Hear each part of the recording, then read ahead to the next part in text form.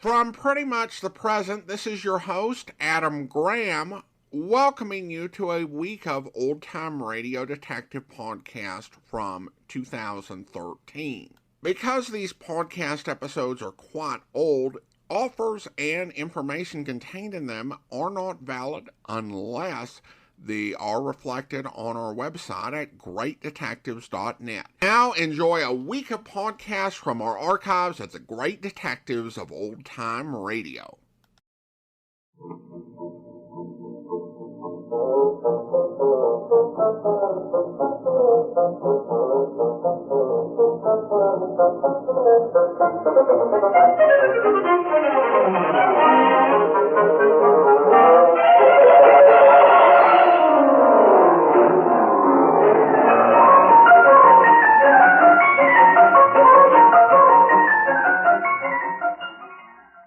Welcome to the Great Detectives of Old Time Radio. From Boise, Idaho, this is your host, Adam Graham.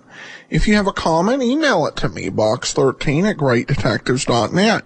And follow us on Twitter at Radio Detectives and become one of our friends on Facebook, facebook.com/Radio Detectives. Well, before we do get started, I do want to let you know today's episode is brought to you by the financial support of our listeners. Thank you so much for your support, and I especially want to thank Leslie for her support.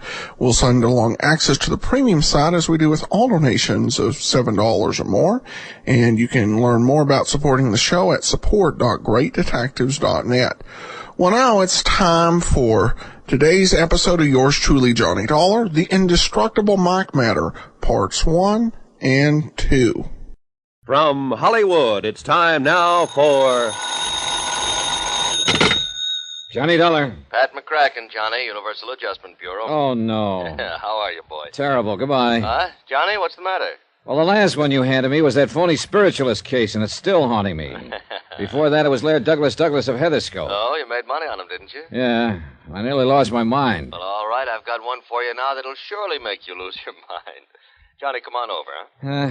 Okay.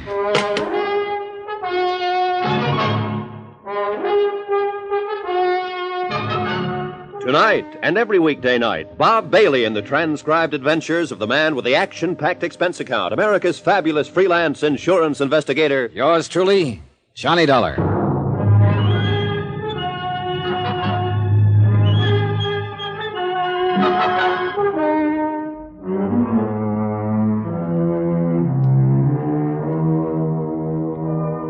Expense account submitted by Special Investigator Johnny Dollar to the Lakeside Life and Casualty Insurance Company. Following is an accounting of expenditures during my investigation of the Indestructible Mike matter. Expense account item 1, 80 cents. Cab fare from my apartment to the office of Pat McCracken at Universal Adjustment Bureau. Every one of the cases Pat had handed me lately had been rough. And if it weren't for the loot involved, which is to say Pat never really cracked down on my expense accounts, well, after all, I didn't have any other cases pending, so... Hi, Johnny. Hey, you're looking great. Sit down, huh? Cigarette? Or would you like a drink? Well, how are you, boy? Okay, Pat, let's have it. This one must really be bad. Why, Johnny, what makes you say a thing like that? You sure you wouldn't like just one little one? No, thanks. Right. Now, come on, let's get to the point. What are you trying to get out of paying off on this time? You want the truth, Johnny? Nothing. Nothing at all. Just a favor for a friend of mine down in New York. Yeah, who? I want you to go down and see Peter Branson. Branson? Any relation to that worry ward Harry Branson of Philly Mutual? Well, his brother. Whoops! Get yourself another boy, Pat. No, Johnny, he's as different from Harry as day is from night. Well, he better be. That literal-minded stick-in-the-mud Harry nearly drove me crazy on those two cases I handled for him. Pete is different as day is from night, honest. Now, will you see him? Expense account item 2, 21 even, train fare and all the incidentals I could think of, Hartford to New York. Item 3, 55 cents, taxi from Grand Central to Peter Branson's Lakeside Life and Casualty offices at 500 Fifth Avenue, where my worst fears were justified. That is correct, Mr. Dollar. I am not only Harry's brother. Don't tell me. You're his twin. Why, yes. How could you have guessed it? Oh, but now, wait a minute. Did you say you took a taxi for the 3 blocks over from the station? Yep. At least that's what goes on the expense account. Oh, dear, my brother was right. You are expensive, and yet he seems to have the utmost confidence in your abilities. Yeah, but now the amazing way in which you settled that case... Harry, Pete. Yes? What's the case that's bothering you? Isn't that interesting? I don't know yet. Tell me about it. I mean, you're starting to call me Harry because of my twin. Oh, yeah. Better tell me about the case. You know, a great many of our mutual friends... What? Oh, yes, of course. Michael Jeremiah Flynn, a terribly serious matter. If this sort of thing ever gets out of hand... Who's Flynn? John, he is a bum. Aren't we all? A regular, typical, movie-type version of a Bowery bum. So? And unfortunately, he holds a $50,000 policy. Well, he must have seen better days to carry that much insurance. Never, I'm sure of it. No human being could degenerate to such a state in a mere 47 years. And he looks and sounds like 67. Also, by the way, his policy is only 2 months old. Well, what's happened? Somebody knocked him off? No, but I am sure somebody is going to. Well, then why did you insure him? It was Martha who was really responsible. Who's she? Martha Ingersoll, the girl I had working for me here in the office at the time he applied for the policy. I was out sick for a couple of weeks, and I'm afraid that when I came back, I did not pay sufficient attention to the application she'd accepted. At least so far as Flynn's policy is concerned. You better tell me about it. Oh, of course, he passed his medical all right, though heaven knows how. And his cash payment of the premium was all right. Yes, cash. But I still should have investigated myself before allowing the policy to be issued. Look, you still haven't told me what's wrong. Now, of course, it's too late. Pete. Oh, of course. Well, it's simply this. The home address that we have for him has turned out to be the Glad Hand Rescue Mission, just off Fulton Street, near the Fulton Market. Yeah, biggest fish market in the world, isn't it? Well, yes. A fascinating place. Ships loaded with fish from all the 7 seas, colorful characters speaking a dozen different tongues. Yeah, well, I'm sorry I interrupted what you were saying about that's Michael. all right. That's all right. I'm quite a connoisseur of seafood, you know. Real epicure, if I do say so. Have you ever tasted Boston scrod? Yeah, sure. Now, let's get back to the case. Oh, yes, Michael Flynn. Michael Flynn, that's right. Well, Mr. Dollar, John, it's simply because of what's happened before that I'm so worried about this one.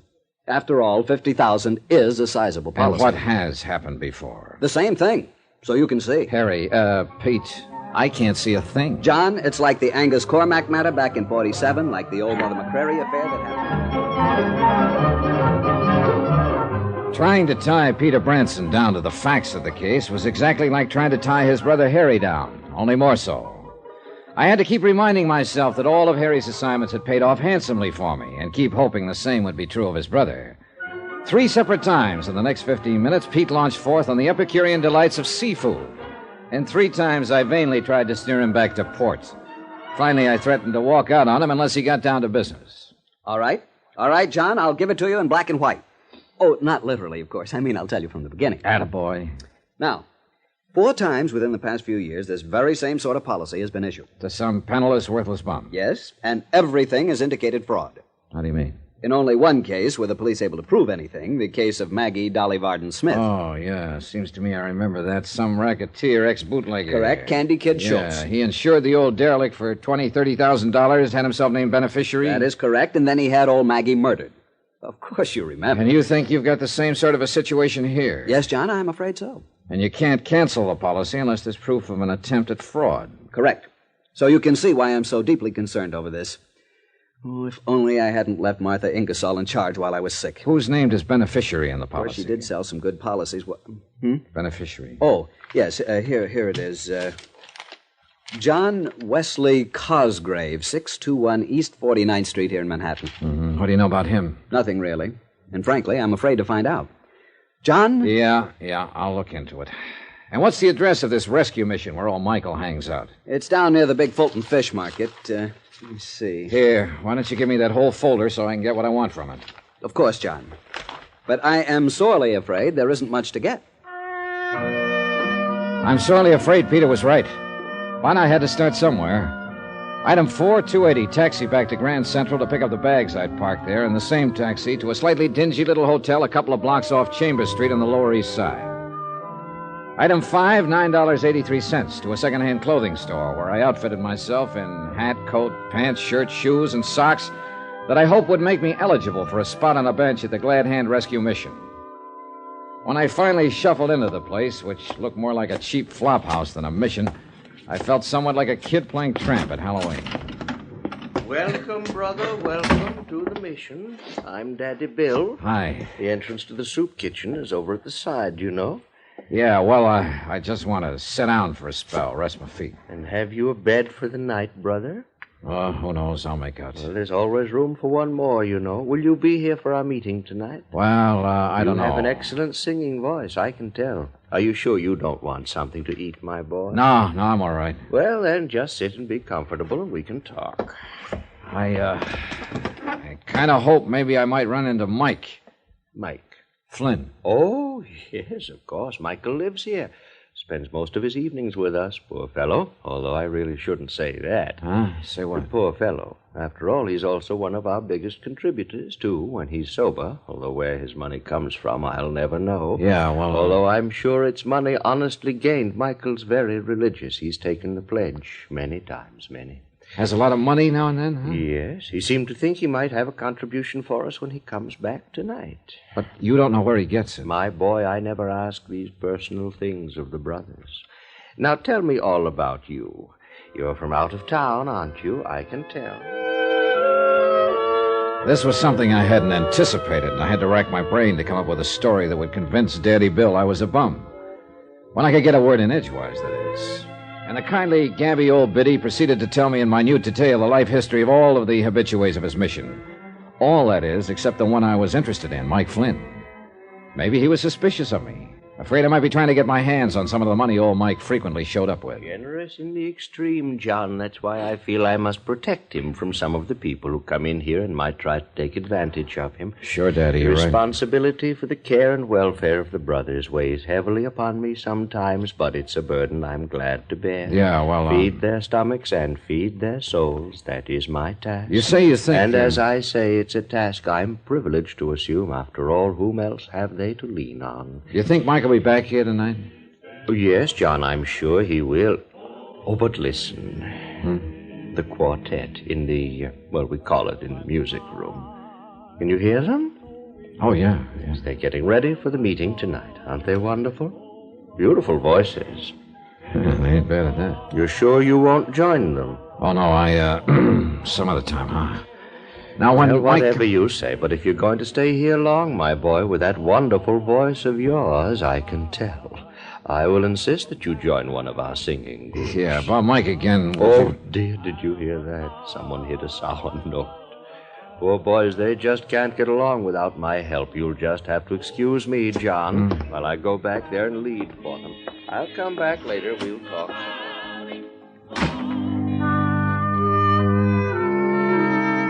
I don't know whether it was the overuse of steam heat in the battered old assembly hall of the mission, or having listened to 2 solid hours of Daddy Bill's talk about his boys.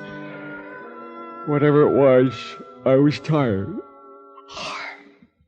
And since I had nothing better to do than wait for Mike Flynn to show up, I stretched out on one of the hard benches and closed my eyes. How long I slept, I haven't the least idea. I'd managed to conjure up a mighty sweet dream, too. Bill! What? Daddy, Bill! What? What? Where's Bill? Oh, there. Oh, hold it, fella. Hey, you've had a couple too many. Yes, I guess. Hello. Bill! Oh, he's out back working with the quartet now. Come on over here and lie down. Yes, I guess so. Michael Jeremiah Flynn, sir. Mike. And I guess I have had a couple. A couple too many was right, but not of what I'd thought. His tattered coat opened as he fell, and there, just below the heart, 2 dark red splotches slowly widened on his ragged shirt. And it looked like Peter Branson was right. The beneficiary of Michael Jeremiah Flynn's life insurance policy was anxious to collect.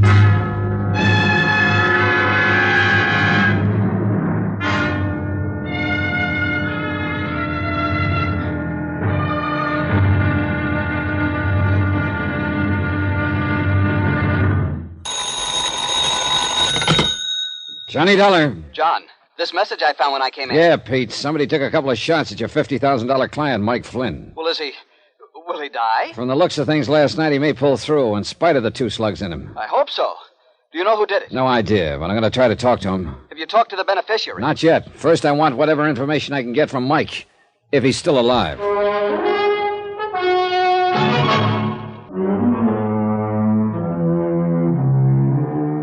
Expense account submitted by Special Investigator Johnny Dollar, location New York, New York. Attention Peter Branson, Lakeside Life and Casualty Insurance Company. Following is an accounting of expenditures during my investigation of the Indestructible Mike matter.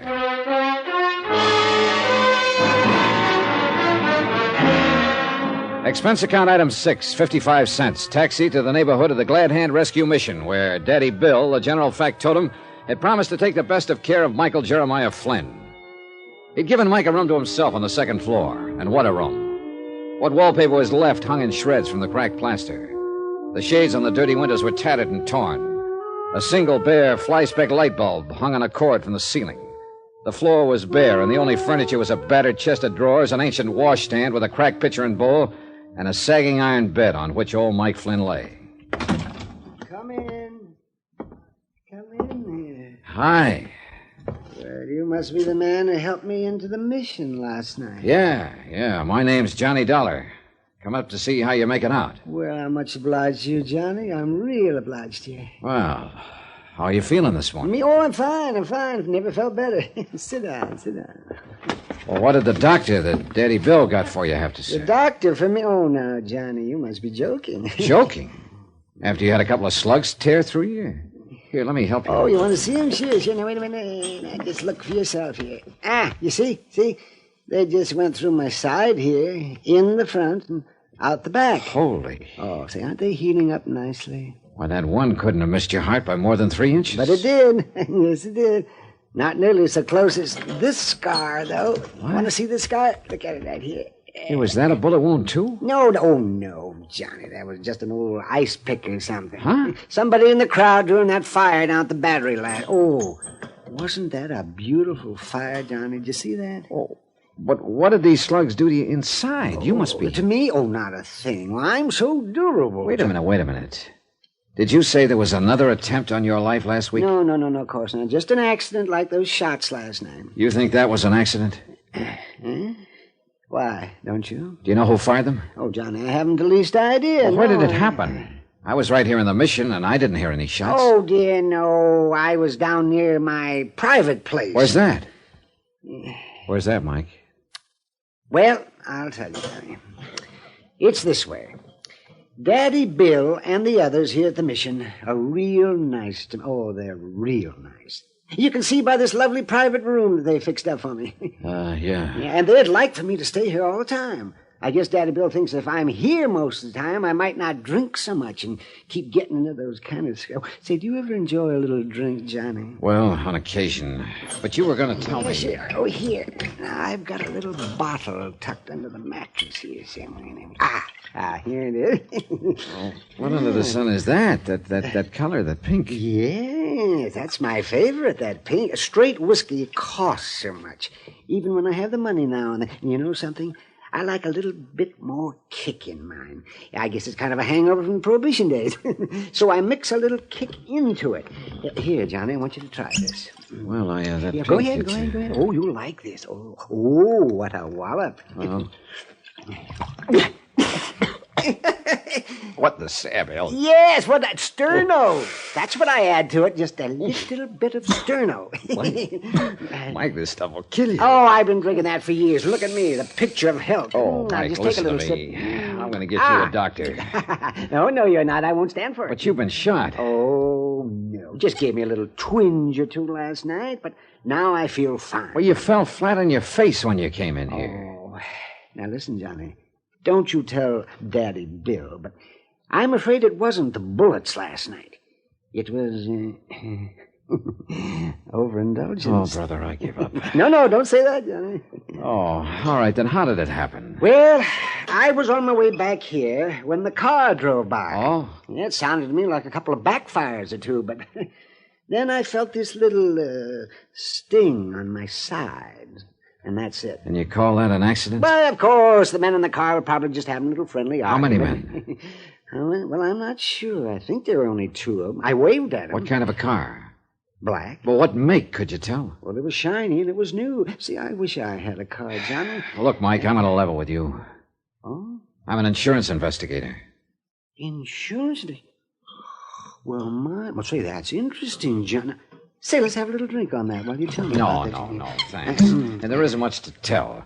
Except that I'm here to try to save your life, among other things. Well, no, I don't understand. I'm getting along all right. I've been living it up here in the Bowery for years. Maybe you were getting along okay until you took out that big insurance policy. Yeah, say, wasn't that nice of Mr. Cosgrave? Now, all my life I wanted to have some life insurance. You know, it gives you a kind of feeling of importance and security. So when he came down here one night and I told him that, why, say, his eyes just lit up, and he said he was going to make me a present of some insurance. Who is this Cosgrave? How much do you know about him? Oh, he's wealthy. I know that much about it. He has a beautiful car and a chauffeur. Does he come down here often? Oh, now and then. Just now and then. Why? Now, I've often wondered about that, Johnny. So one time I asked Daddy Bill, and he said that years ago, when Mr. Cosgrave was young, he came to the mission for help, and Daddy Bill gave it to him. Well, what does he do when he's here? Oh, he brings some food for the brothers. The brothers, that's what Daddy Bill calls us. And some money, and he always gives jobs to a couple of men who've drifted in here. What kind of jobs, Mike? You know, that's something I don't know. You see, they never come back here again. Maybe it's because they can't. What's that? What'd you say, Johnny? Mike, I'm going to give it to you straight. To me, the whole thing smells to high heaven. To me, this Cosgrave sounds like a racketeer. Oh, no, I may be no. wrong. I'll know better when I meet him, and I intend to do that as soon as possible. But right this minute, I bet that he comes down here for only one purpose, to recruit help for some sort of illegal job. Oh, that's a terrible thought, Johnny. When he heard you say you'd like insurance, he jumped at the chance. And why not? Let you name him as beneficiary and then have you knocked off. Oh, now, Johnny. That ice pick in your side was no accident, Mike. No more than the shots at you last night. But he's been so nice. Sure, of course he has. He can afford to. After all, your body's worth $50,000 to him. And that's what you're going to be, Mike, just a body. Unless I can do something about Oh, it. and such a nice man, too, really. How has he been getting this money to you? In an envelope. By mail? Usually it's just left here at the mission. By whom? Well, nobody ever seems to know. It's just a plain envelope. It's dropped in the mail. No return address? No. But I'm sure it comes from Mr. Cosgrave. Say, come to think about it. So there was one due yesterday. Every Monday, you know. But Daddy Bill said it didn't arrive. Well, maybe it'll be here today. And you know something? I'd like to see it delivered. No, you can't kid me, Johnny. You'd like to see who delivers it. Say, why don't we go downstairs and wait and see? No, easy there, Mike. You're a sick man. Oh, You can't... stop talking that way, sick. Up we go. Oh, no, you can't. In All it. right. Here, let me give you a hand. No. I'm all right. Oh, say, look at that. Daddy Bill left my shoes here by the bed for me. Oh, brother, now I've seen everything. I put my shoes there. That's kind of there. Ah, there. Now, there we are, all dressed. I don't know how you do it, Mike. Shall we go downstairs? Sure. Lead the way. All right, here. Well, the envelope should be there, because it always comes in the morning when there's nobody here. You know, when Daddy Bill's out shopping and just the door to the assembly room is open for any poor lost soul who wants to come in and wait for the chow line to open. Well, we'll see. And then we'll go to my private place. You see, there are two things I like, Johnny. Yeah? Solitude and crowds of people. Oh, look at there, Johnny. Look at there. There's mail there by the door. You see? Here's my envelope. And my name's on it, too. Wait, Mike. It's all right. You see there, Johnny?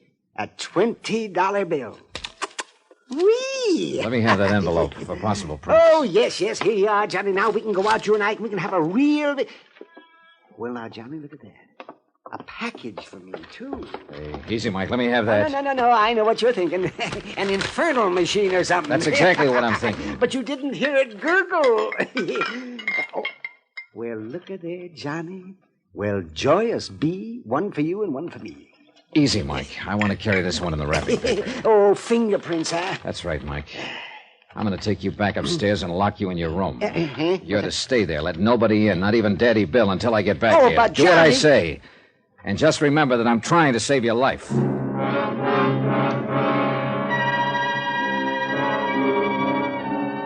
Item 7, 270, cab fare uptown to the 18th Precinct Station. The lab boys took over 3 hours while Randy Singer and I talked about cases that we'd handled together in the past. I asked him to dig up whatever he could for me on John Wesley Cosgrave, the man named as beneficiary of Mike's insurance policy. This he promised to do. Finally, a slim, intelligent-looking lieutenant walked in and handed Randy a neatly typed report of the lab's findings in connection with the liquor bottle and envelope I'd given them. Oh, Randy? Not much, I'm afraid, Johnny. Apparently the only prints were those made by the old man and you. Proof that somebody's been pretty darn careful not to be identified. Yeah, that's what... Hey, wait a minute. Huh? Seal on the bottle had been tampered with, so the lab boys opened it. That bottle contained enough wood alcohol to kill an army. Now, if that old boy drinks the way you Good said... Lord, Randy, see you later. Item 8, $10 even. Taxi fare and tip back to the Glad Hand rescue mission. I don't know how the driver did it, but he skimmed through practically every red light on the route.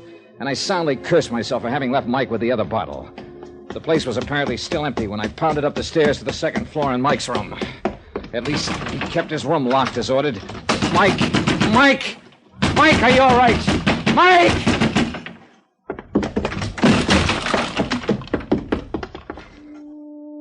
He was stretched out on the old iron bed, his face drawn even whiter than the pillow on which his head rested. The half-empty bottle lay where he dropped it on the floor beside him.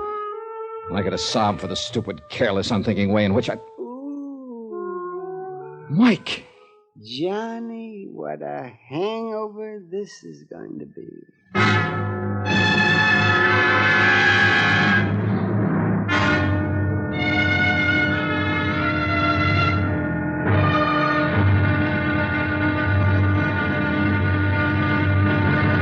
Now, here's our star to tell you about tomorrow's intriguing episode of this week's story. Tomorrow, the would-be beneficiary of Indestructible Mike turns out to be a very interesting and dangerous man. Join us, won't you? Yours truly, Johnny Dollar.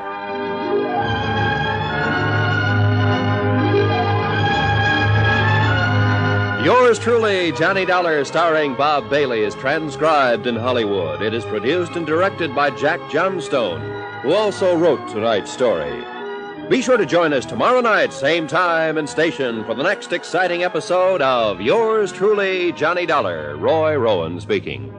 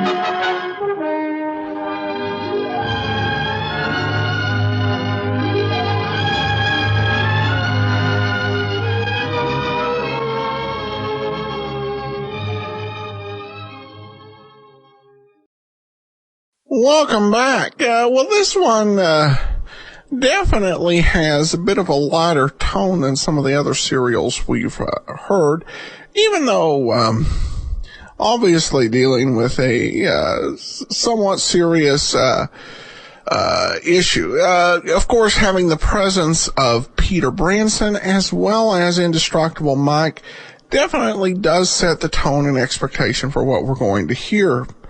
And we'll see how that plays out over the next few days. Well, now we turn to listener comments and feedback. And Raymond says, regarding the Shady Lane matter, one of the best Johnny Dollar episodes. And I definitely would agree with that, and I'm glad you enjoyed it. All right, well, that will actually do it for today. Coming up tomorrow, we continue with the Australian series of The Amazing Mr. Malone. And we will be back on Wednesday with the next two parts of the Indestructible Mike matter. Well, before we do get started, I want to encourage you, if you've not already, to pick up your copy of All I Needed to Know I Learned from Columbo. In it, we take a look at 7 great detectives, including Adrian Monk, Columbo, and Sherlock Holmes, and we examine life lessons that can be learned from their history. It's a very interesting read, and we have 7 good reviews on Amazon, and I would encourage you to pick up your copy. It's available on Amazon for the Kindle, also for the Nook, and for the iPad. All right, well, now it's time for today's episode of The Amazing Mr. Malone, The Lucky Steph. The Amazing Mr. Malone.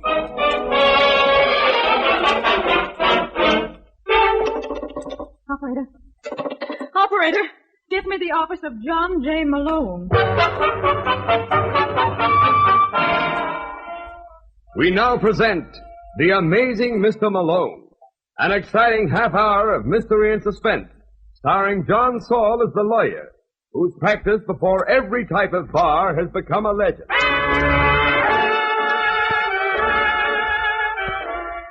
A locale is the city of New York, the time, the present, and the hero of these weekly adventures, the amazing Mr. Malone.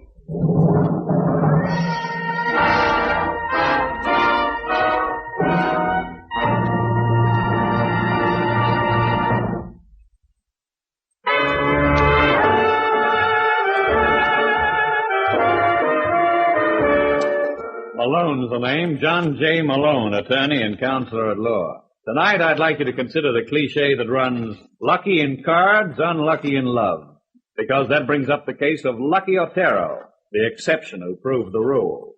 As his name implies, he was lucky in everything. For example, look at him now, as he takes part in a fast poker game. He's the good-looking, dark young man who happens to be dealing at the moment. All right, Blaine, how many? 2. Right. Ollenbeck? Oh, you and Nivens out, huh? Yeah. Okay. Larson? I'll play these. All right, I'll take one for myself. Well, Blaine, you open? I'll check to the pant hand. 5 blue. All right, Larson. 5 and 5. Well, that lets me out, Otero. Here are my openers. All right, Blaine.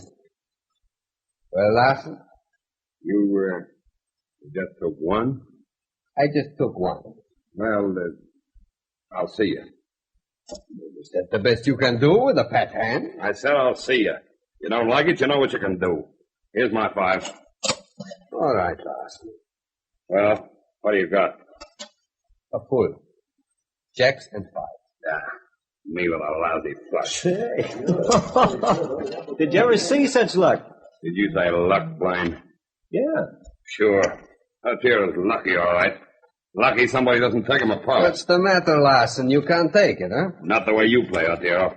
Not anymore. How do I play? I have to draw a diagram. Well, lay off, Larson. He's lucky, that's all. On his deal. On everybody's deal. He's been winning all night. Then it's the deck. You're going to take that back, Larson. I'm not taking anything back. Stay away from me. You're going to take that back. I said stay away from me, Otero. Hey, look out, Otero. He busted a beer mug. And I'm going to bat it. All right, Larson. Come on, take back what you said or get up. I knock you down again. Well? All right, Otero. You win. You take it back, what you said. Yeah. All right. Get up. What's the joke, Blaine? Hey, talk about luck. That beer mug hadn't caught in your jacket. He'd have torn your throat out. Maybe he won't be so lucky next time. What do you mean by that, Larson? You'll find out. You don't have enough, huh? All right. No, you don't. Let him go, Otero. Sure, I'll let him go. Well, let's get back to the game. Whose deal is it? I think I've had enough for tonight, Otero. Nobody wants to play, huh? What's the matter? It's still early. Well, it's just, we know you're on the level, but with your luck... Luck! Everybody says luck. I study the percentages, that's all. All right, the percentages, but I just can't see myself playing with a guy you know you can't beat. Let's pay up and call it a night, huh? Well, all right. If that's the way you want it. It's a profitable night for me. I just thought you boys might want a chance to try to win back part of what you lost. Win back? Otero, you know the percentage is better than that.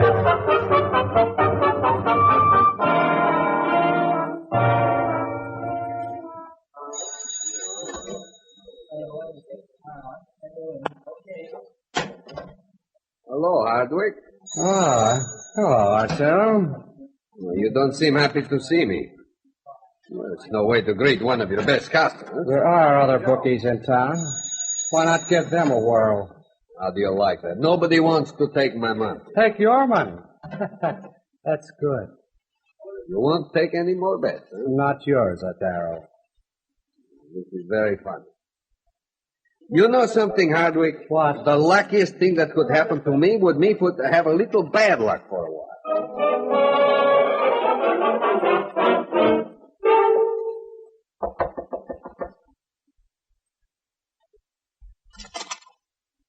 Oh, Otero. Come in. Thanks. Well, Blaine, how would you like to make some easy money? Doing what? It's like this. I'm getting a reputation in this town. Everybody is steering clear of Lucky Otero. Even the big boys are showing the feather. They say I always will. You do? I wanted to hear you say that because then you'll like my proposition. Go on. Here is $5,000. I want you to place it with George Hardwick for me. I'll tell you the horses to play. If we lose, it doesn't cost you anything. If we win, I give you a cap. Let's have the cash. It's a deal then? Deal? With all those aces in my hand? What would you call it?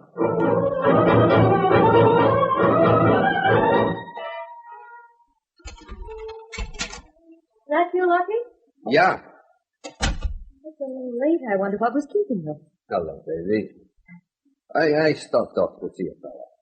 We made the deal. Oh, that reminds me. I have a deal for you. You have? Yeah. A man phoned you today from a publishing company. Publishing company? What do they want with me? Well, they're putting out a book on mathematical chances, how to win at games. You know, things like that. Oh, yeah. Well, they want to use your name in connection with it. And some of your experiences.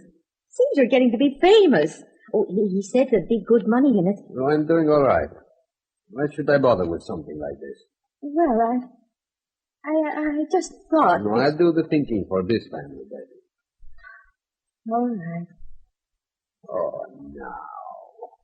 Don't look like that. Like what? Baby, you know I'd do anything for you. You want me to call that publishing fellow? All right, I call him. Oh, it doesn't matter. I tell you what matters. Everybody says I'm lucky. Well, that's right. I'm the luckiest fellow in the world. Because I got you. Only sometimes I'm afraid. Afraid? Of what? Tell me something, Ricky. I want this straight. Yes. Are you happy? Why do you ask that? I got to know. Yes, I'm happy. Sometimes I think maybe you are ashamed of me. What on earth gave you that idea? What things you say. Like just now. I think you don't like a husband who is just a gambler. You mustn't think that. Well? Of course it would be nice if you did something. That is, I thought so. Oh, that doesn't matter, really. I was only talking. That's right, baby. Only talking. And you know something? You said a mouthful.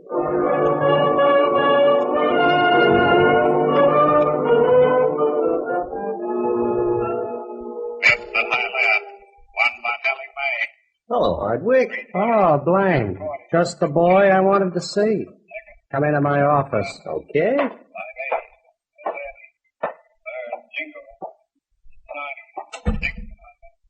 You know Hollenbeck, don't you, Blaine? Yeah. Hello there, Hollenbeck. You know something, Hollenbeck? Blaine's doing all right for himself. He's taken me for 30 G's in the past week. 35. Right, Blaine. Correction. 35. I'm running in luck. Yeah, so you are. But not yours, Blaine. Huh? I got a funny hunch you're fronting for somebody. Would I do that? You would. And I got a funny hunch who it is. You have? Yeah. Otero. That's very funny. I thought you'd appreciate it. Before you laugh yourself to death, let's get a few things straight, huh? Yeah, let's.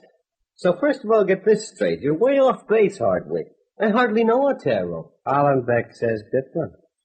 He was in the game with you and Otero the night Larson blew his top. He says you and Otero are real chummy. So I played cards with Otero. Lots of people did until they learned better. That doesn't mean anything. You are on his payroll, aren't you?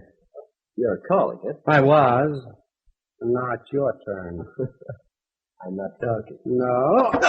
Hey, lay off. That's a new shirt. Then it'd be a shame to get blood all over it, wouldn't it? Look, I don't know a thing. You sure? Okay, lay off. I'll talk. Well. Yeah, Hardwick, you're right. It's Otero's cash. Thanks, pal. That's all I wanted to know.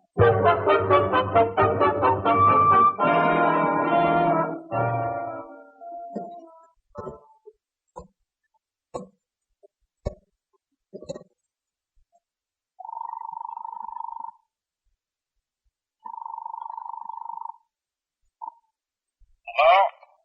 John J. Malone speaking. Oh, hello, Mr. Malone. This is Lyman Otero. Lucky Otero. That's right. Well, I've been reading about you. You're becoming a legend. Well, that's why I want to see you. Somebody's trying to destroy the legend. Don't worry, Otero. They can't keep a good legend down. When can I see you? Just a second. Let me look at my appointment book. All right. 12:30. Have to be at Jack's barbershop. Well, can't you put off a haircut? It's important that I see you. Not a haircut, chum. I'm taking the manicurist to lunch. Oh. 2 to 3. I'll be in 4. With all the people I know in this town, you'd think I could find somebody to pick that parking ticket. Oh, well. 3:15. Attend forum on current affairs. That's Tony Paul. 4:30. Pinochle. I'm afraid that does it, Otero. I'm booked all day. No, I'm not joking, Mr. Malone. I want to see you. What are you doing now? Nothing.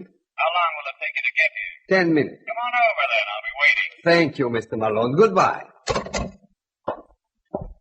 Oh. Hello, I didn't hear you come in. Hey, what's the idea?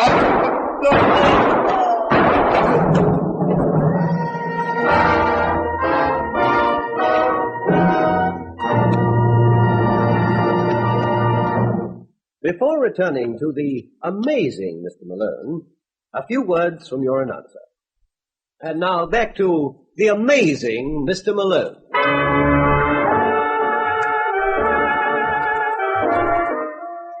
Otero said he'd be over in 10 minutes. I waited 10 minutes. I waited 20 minutes. When I'd waited a full 30 minutes and still no Otero, I looked him up on the phone book and called him back.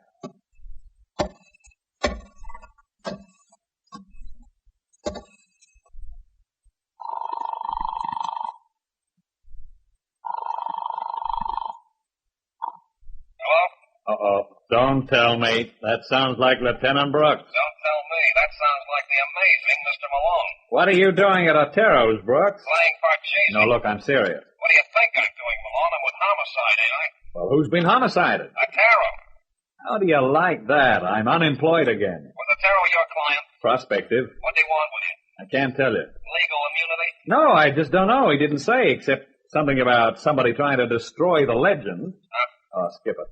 I want to talk to you, Malone. How soon can you get here? I can't. I got a date. Break it. With a manicurist. Cutest little doll who ever clipped a hangman. I'll clip you if you're not here in 10 minutes. But look! Goodbye, Malone.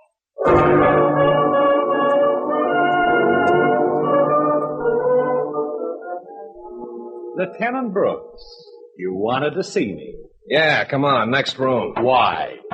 want you to talk to Mrs. Otero. Mrs. Otero, this is John J. Malone. Oh, hello. Hello, Mrs. Otero. Mrs. Otero, Malone tells me your husband wanted to engage him. You know what it was about? Yes. What? Well, some people were going to write a book about his system of working out percentages. Yeah?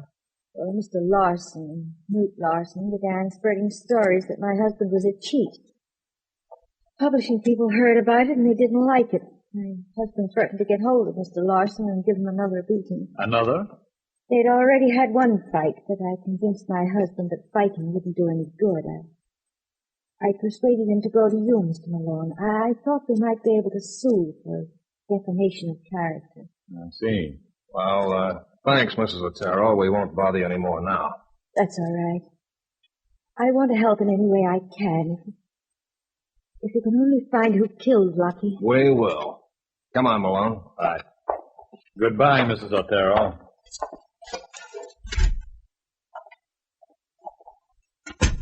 Sussman, send out a call to pick up Newt Larson for questioning. You know, Brooks, there's one thing that puzzles me. What's that, Malone? When Otero said destroy, what did he mean by it? Defamation or murder?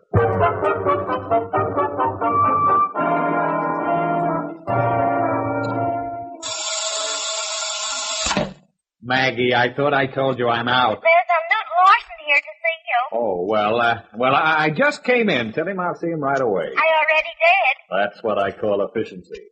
To show my appreciation, you get a raise, effective tomorrow morning. Why, thanks. But first, you get choked to death, effective tonight.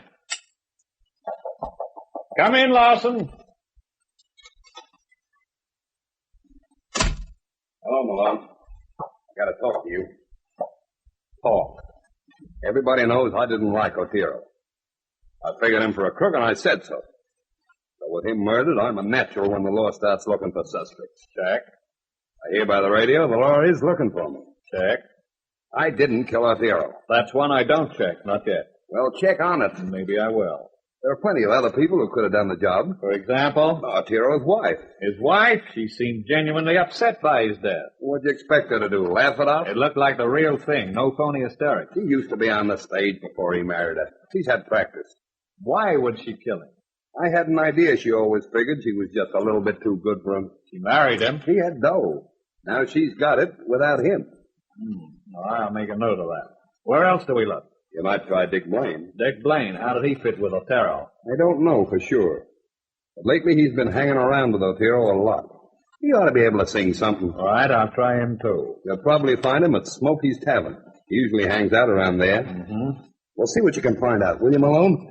It'll help you defend me. Who says I'm going to defend you? What do you think I gave you those reeds for? I've been wondering. Look, Malone, do you want the case or don't you? Look, Otero was going to engage me against you, but he never got around to it.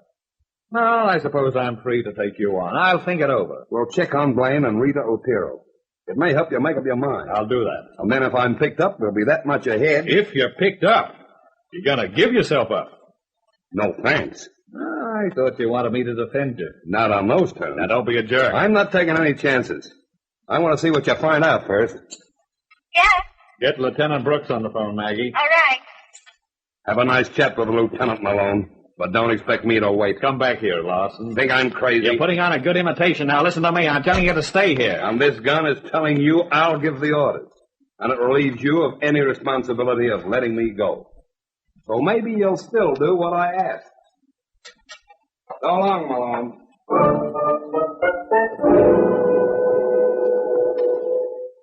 That's all right, mister. Well, what'll it be? Nothing, thanks. I'm not drinking today. I'm just looking for somebody. How do you like that? Not drinking and he takes up space at the bar. So what? It's not crowded? Right you are, buddy. As deserted as a poor relative's funeral. And Friday afternoon, too. Place ought to be jumping. You know, I got a theory. Not now, Merton. Who told you my name? Nobody? I didn't think so. It's not Merton. Oh, well, I just... Joe, just plain Joe. How do you do, Joe? Not bad.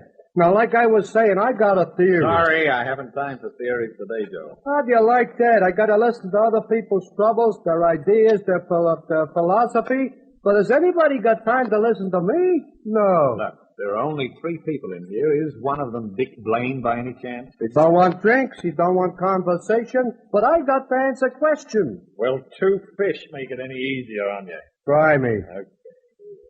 That's Blaine, just going out the door. Good. Thanks, Joe. I'll be seeing you.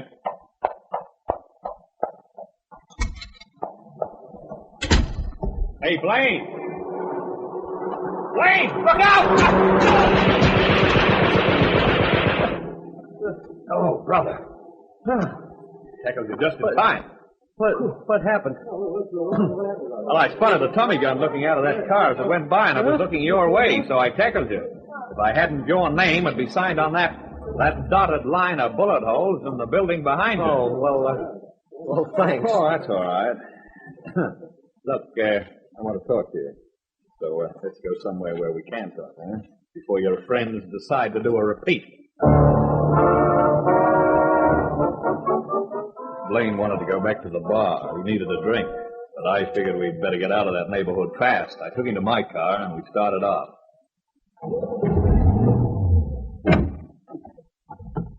Have you any idea who it was that sprayed lead at you just now? Yeah? Who? George Hardwick. Why? He's a bookie.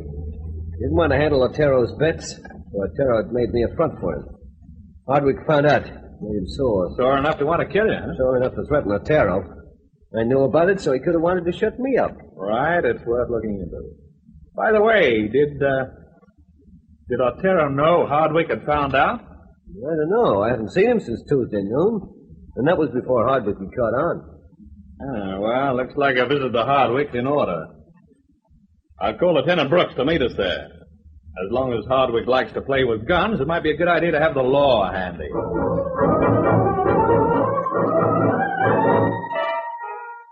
That's right, Lieutenant.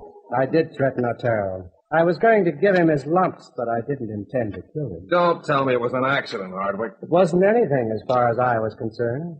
I didn't have anything to do with it. All right. You're a witness, Malone. Hardwick, when did you first get the idea Blaine was fronting for Otero? Day before yesterday, when I paid off Blaine.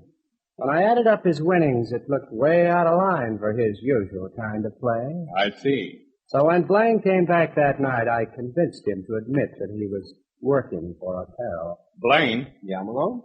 Why'd you go back to Hardwick after you'd been paid off? When I gave Otero his bill, he gave me another list to play. So I went and placed the bet for the next day. Well, then, Hardwick, you should Look, I've answered all the questions I'm going to.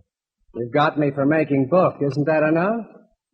I don't know anything about the murder, so lay off. Just one thing more, Hardwick. Where you been this afternoon? Right here. All afternoon? All afternoon. Who's been here to see you? Nobody. Where are the keys to your car? I thought you said just one thing, Malone. It's all part of the same thing. Now, where are the keys to your car? In my pocket. Why? That's the black Cadillac in front of the building, isn't it? Well, what if it is? Nothing, except the radiator's warm. The car's been out. Who could have been driving it if you have the keys and nobody's been to see you? Well, You better come along with me, Hardwick. And don't reach for that gun. Got a whole squad outside, and they'll swarm all over here at the first sound of a shot, so be careful. You wouldn't want them getting mud in your carpet now, would you? Come on. I want to call a lawyer first, Lieutenant. Malone's a lawyer. I've got a client, Brooks. Lawson. Yeah, I better get in touch with him and tell him we're on the home stretch. You bet we are. We've got Hardwick for making book, attempted murder, suspicion of murder. Oh, let's not overdo things, Brooks. Oh, what's that, Malone? I hate to see a fella make a pig of himself. Cut out the double talk, Malone. Well, 2 of those charges ought to be enough to hold Hardwick for a long time. Why not drop the 3rd? Suspicion of murder? Yeah, since you can put the cuffs on the real murderer. Oh, I can? Well, thanks for telling me. All right, where do I put him? Well, Blaine's waiting patiently. Why not try him? Me? Yeah, that's right, Blaine. You're the one who killed Otero. Well, Brooks, what are you waiting for?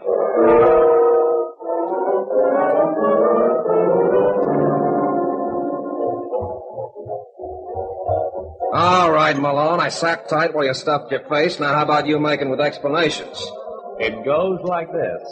Today is Friday. You're amazing, Mr. Malone. You know what day it is? That's on account of a bartender told me. He was beefing about the rotten Friday PM business. I have a theory. So did he, but I didn't wait for it. So today is Friday? Yeah, which means the day before yesterday was Wednesday. Friday, Thursday, Wednesday. Well, what do you know? He can count. I didn't play hooky that day. You know something, Malone? We're getting absolutely nowhere fast. We got into Wednesday, and that's the day Hardwick said he paid off Blaine. Yeah? And Blaine said he gave the money to Otero. Mm-hmm. But earlier, Blaine had told me he hadn't seen Otero since Tuesday, so I knew he was lying. He never turned the money over to Otero. He kept it for himself, and then killed Otero so he wouldn't have to pay. With Larson shooting off his mouth about Otero and Hardwick wiped at him, too, I guess Blaine figured nobody'd be looking his way. That's it, Brooke. And Hardwick tried to wipe out Blaine because he was afraid Blaine would mention Hardwick's threats to Otero. But since Hardwick didn't kill Otero, what was he worried about? He wanted to avoid investigation. He knew once the heat was on him, it would uncover his bookmaking activities, which is just what happened. Now finish your coffee and let's go. I'm finished. Right. I'll match you for the check. No, thanks. I'm not a gambling man. Look what I did to Otero. He did all right. Oh, just got himself killed, that's all. Even his luck couldn't stop Lent. Oh, I don't know. Seems to me he was lucky even then. How do you figure that? Haven't you seen today's paper? Another high cost of living item. Beginning tomorrow, the price of funerals goes up. Otero got in just under the wire. How's that for luck? Good night, Malone.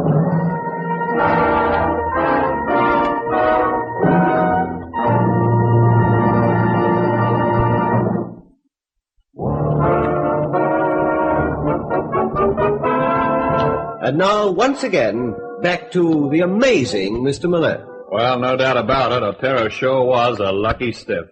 Next week, I'll tell you about a stiff who wasn't so lucky, so why not pick me up at my office at the same time? I'll be waiting for you. Good night. The Amazing Mr. Malone is a Grace Gibson production starring John Saul as John J. Malone and directed by Lawrence H. Cecil.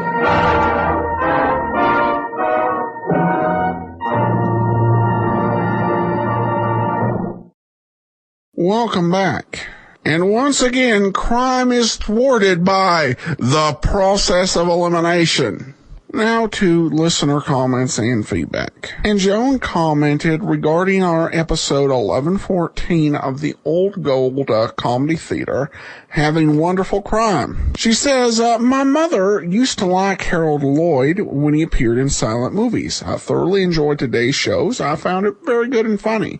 The show was great fun. Keep up your wonderful work with this podcast, and I hope to be hearing more of this sort of show again.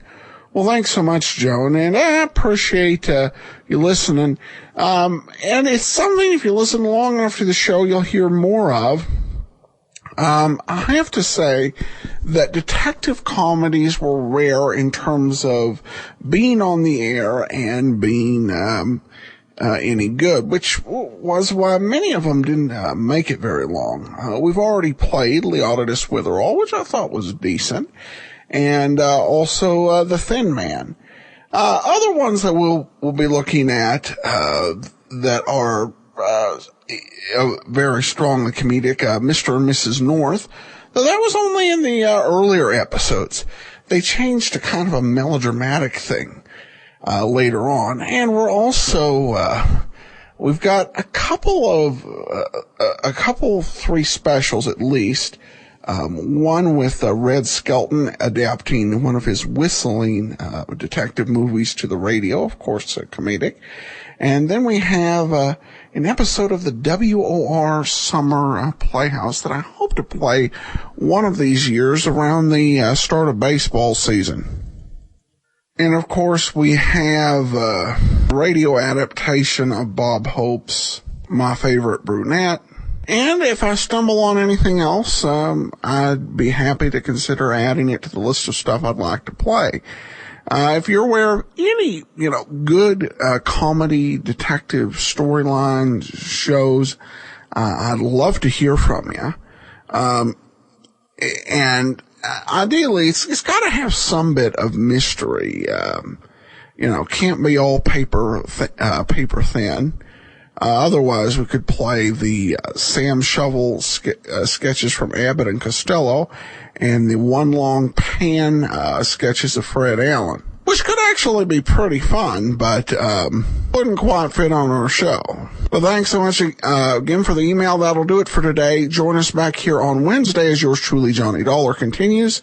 And join us next week for another episode of the Australian version of The Amazing Mr. Malone. Well, before we get started, I want to let you know today's program is brought to you by the financial support of our listeners.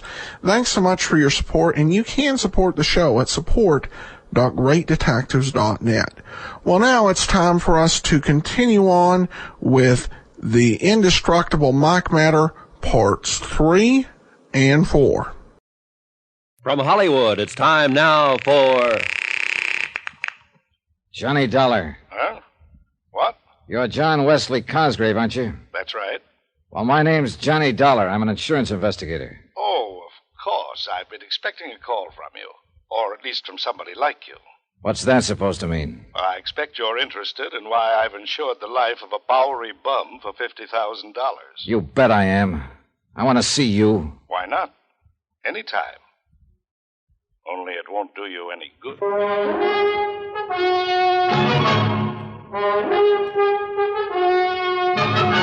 Tonight, and every weekday night, Bob Bailey in the transcribed adventures of the man with the action-packed expense account, America's fabulous freelance insurance investigator. Yours truly, Johnny Dollar.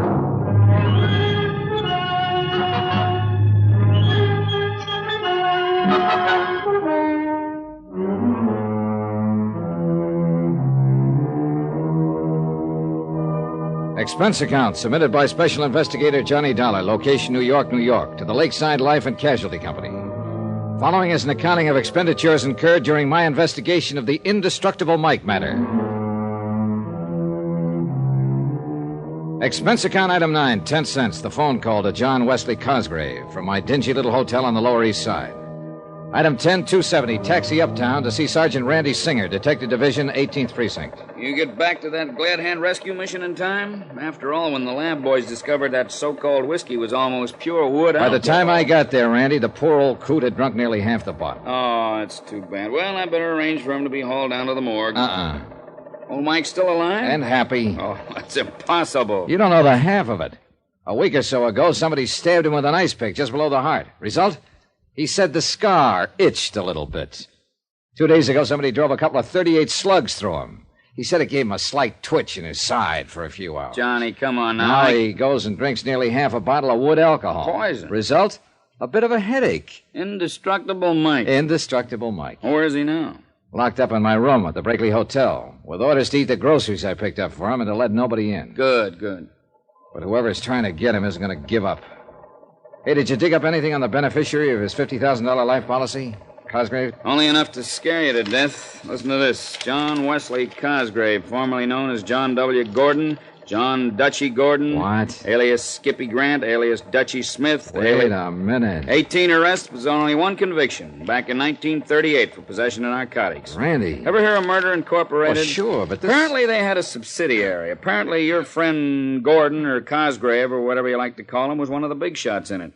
But outside of the narcotics bit, the department was never able to really pin anything on him. But this guy's address is... Here, let me see. 621 East 49th Street. Yeah, that's not only a respectable neighborhood, but pretty plush. That's right. Well, how recent is his record? What's he doing now? Last pickup was in 1944. Numbers game and bookmaking. Charges dropped for lack of evidence. Then, apart from the record, is he still in the rackets? He is. Nobody can prove it. Like in the old days, he masterminded and let somebody else do the dirty work. It's listed here as a, quote, retired, unquote. Well, my money says he's still in business. Well, if you can prove it, the department and the DA's office will love you dearly, but I don't think you will. Every time we dragged in a stoolie who could give us what we wanted, something happened to him. Like what? Jump bail. Well, you should have known better than to let him have bail. One of them poisoned in his cell in the Tombs, one breakout, his body was found in the East River, even one suicide. Like to bet I can't tie him in with these attempts on Mike Flynn's life? Well, now, that's something else again. Maybe it's something we should handle. No, hands off, and I mean it. All right, don't get testy about it, John. I like the old guy, and anybody who tries to hurt him has to answer to me. And somebody's tried.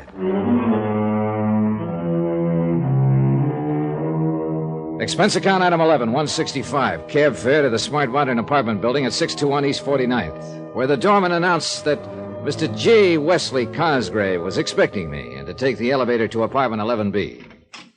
Come in, Mr. Dollar. The apartment was expensively but tastefully furnished with overall carpeting that felt an inch and a half thick. Several original oils by famous contemporary artists hung on the walls.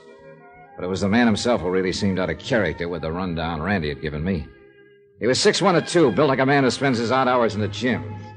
Quick, gray eyes, his hair slightly gray at the temples. And his tailor was a master.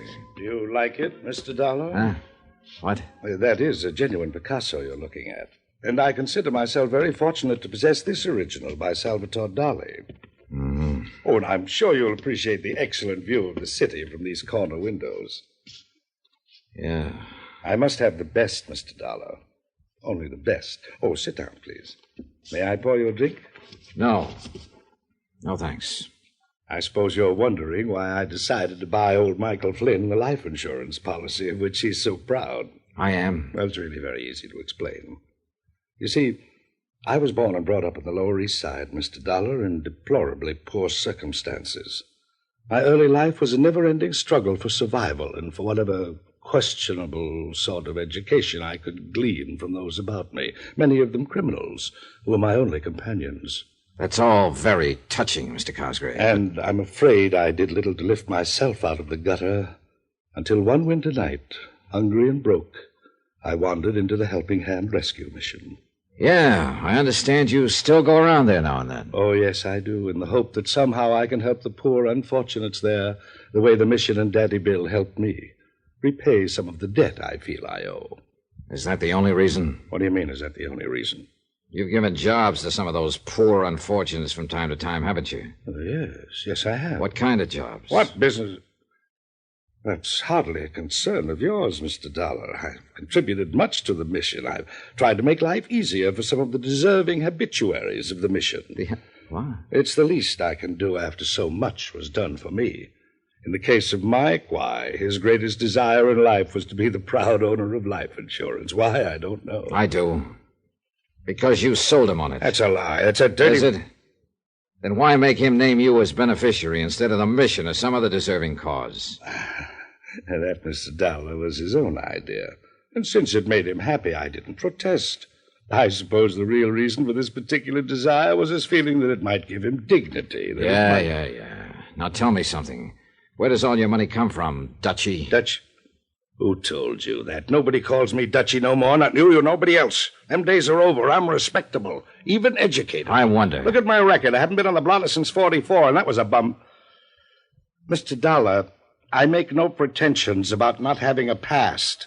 During Prohibition and later, I made millions. Yes, millions in rum running, the policy racket, as a betting commissioner. How about narcotics? Sure, there was hardly a caper in this town I didn't have a finger into, and I was smart. I pocketed the profits, not my boys. That's why I can afford to be retired and live decent. And I'm going to keep on living this way. You were lucky some of those boys, that mob of yours, didn't rat on you. Yeah, but thanks to a couple of convenient rub-outs that I had nothing to do with, you understand, I managed to stay clean with the law. And now you're as pure as the driven snow. Dollar, if this was the old days, you wouldn't even live long enough to regret what you're implicating, you think. Which makes me dead sure I'm thinking right. I don't know how much money you've got socked away from those old days. I don't care. But from what you've just admitted... To you, Dollar, not to any judge or DA. Right. And I'll never believe that a clever mind like yours, smart enough to keep you out of the pen... Oh, flattery won't get you... I refuse to believe you could turn down a chance to make a crooked buck. I don't know what kind of jobs you sent out those poor suckers from the mission on, but the fact they never came back makes that look pretty bad. You can't... And along came Mike Flynn, poor old alcoholic Mike. Where the talk of insurance came from, I don't know, but it was too good to pass up. Insure his life for $50,000, have him name you as beneficiary, give him a few dollars so he could spend his last days in a happy alcoholic haze, then rub him out and collect the 50 G's. Listen, Dollar, if Mike gets knocked off, neither you nor anybody else is going to be able to tab me with it. And one other thing. Yeah, what's that? As a friendly piece of advice, if I was you, I wouldn't even try. Is that a threat? Oh, Mr. Dollar, you made a miserable host of me. Come, let me pour you a drink, the finest 25-year-old Scotch. And we can talk of pleasant things. For some reason or other, I did have the drink with him. But he knew what was in the back of my mind, and I'm afraid I knew what was in the back of his. Something along the same line as a couple of convenient rub-outs. Once or twice his veneer of education slipped, but all in all, he made a fair conversationalist. Finally, I left. And all the way down to the street, I kept wanting to look back to see if I was being followed. Somehow, somewhere, there was a way to get this Cosgrave. But I could see it would have to be through someone else, someone working for him. And whoever that might be could very well be out to get me first, or Mike. Item 12295, taxi back to the Brakely Hotel, where I hoped the old boy was still locked up in my room. He was. Oh, well, Johnny. My, I was beginning to wonder what had happened to you. Oh, hey. What was the matter with that food I left with you? You hardly touched it. I had enough. It was kind of dry, though. Kind of dry. There's a container of coffee there. Yes, but coffee just doesn't seem to quench my thirst. Oh. You should let me bring the rest of that bottle along. That wood alcohol? Any more of that would have killed you. Oh, yeah, it did have a kick, though, didn't it? Oh, I don't know how you lived through it. Well, look, now I want some lunch. And, Mike, I'm going to take you along with me. Oh, that'll be fine. Could I have maybe a little drink, too? Oh, sure, you can have one. Oh, that's nice. Good. Of course, the size of the drinks they serve nowadays. No, just one now. Come on. Oh, that's fine. One will be... there's a lovely saloon just around the corner, you know. Come on. Even sandwiches for those that want them, I understand. These stairs. Maybe we could just bring a bottle back with us to your room if we are going to come back. Sweet, funny old soul. I loved him. And I knew that without me, he'd be a dead one so fast. So far, the attempts on his life had been made by persons unknown. Unless the mission. Daddy Bill.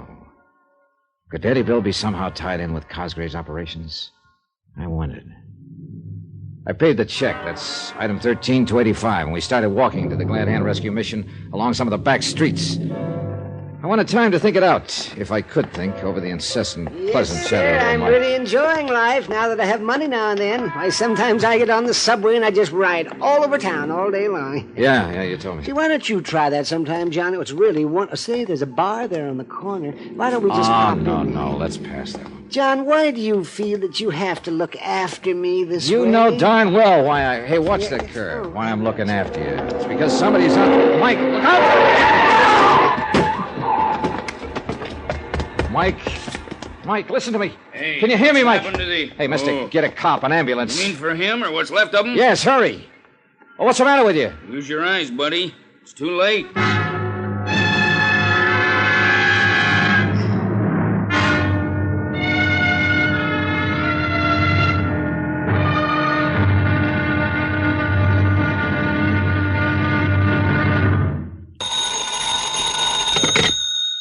Johnny Dollar. Johnny, this phone number you left for me to call. Are you at Bellevue Hospital? Yeah, Randy. What's wrong? Are you at headquarters? Yeah. A truck ran over Mike Flynn, and I'm sure it was deliberate. But he's alive, I hope. He was 4 hours ago when I dragged him in here. Indestructible Mike. I'm not so sure this time. What about that truck? Did you get the license? Yeah, the boys at the 1st Precinct are working on it. Check with them, will you, while I stay here at the hospital? Sure, Johnny. And one other thing. Yeah? Find out how long that Glad Hand Rescue Mission has been in existence. Place where old Mike's been living? Yeah. Why? I don't know yet. But do it, will you? Sure, and you let me know when Mike's out of danger, huh? Johnny? Better pray a little bit, Randy.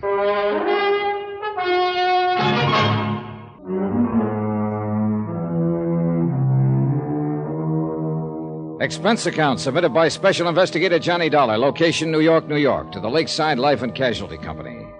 Following is an accounting of expenditures incurred during my investigation of the Indestructible Mike matter. The veneer of class and education assumed by J. Wesley Cosgrave just wasn't thick enough to hide the fact that he was better known a few years ago as Dutchy Gordon. And to the old-time racketeer, it looked like a cinch. Pick up a Bowery bum like Mike Flynn. Insure his life for $50,000, give him a few weeks of high living. Then knock him off and collect the insurance. Yeah, real cinch. Especially for Cosgrave, who'd learned as far back as the early days of Prohibition how to employ hired thugs to do the dirty work, while he sat back and collected the profits. I knew as surely as I'm sitting here that Cosgrave was behind the knifing, the shooting, and now this accident to old Mike. But how to prove it? Yeah, sitting here in the waiting room of the hospital, waiting for some word of Mike's condition. Mr. Dollar? Oh, yes, Doc. Can I see him now? Very shortly, I believe. Oh, how is he? Is he There's better? a phone call for you at the floor desk. Oh, This way, please. thanks. But how is Mike? Doc, how is he? You'll be able to see him shortly. Here you are. Oh, thanks. Johnny Dollar. Ah, Mr. Dollar, I was quite sure that you would be there at the hospital. This is J. Wesley Cosgrave. What made you think that?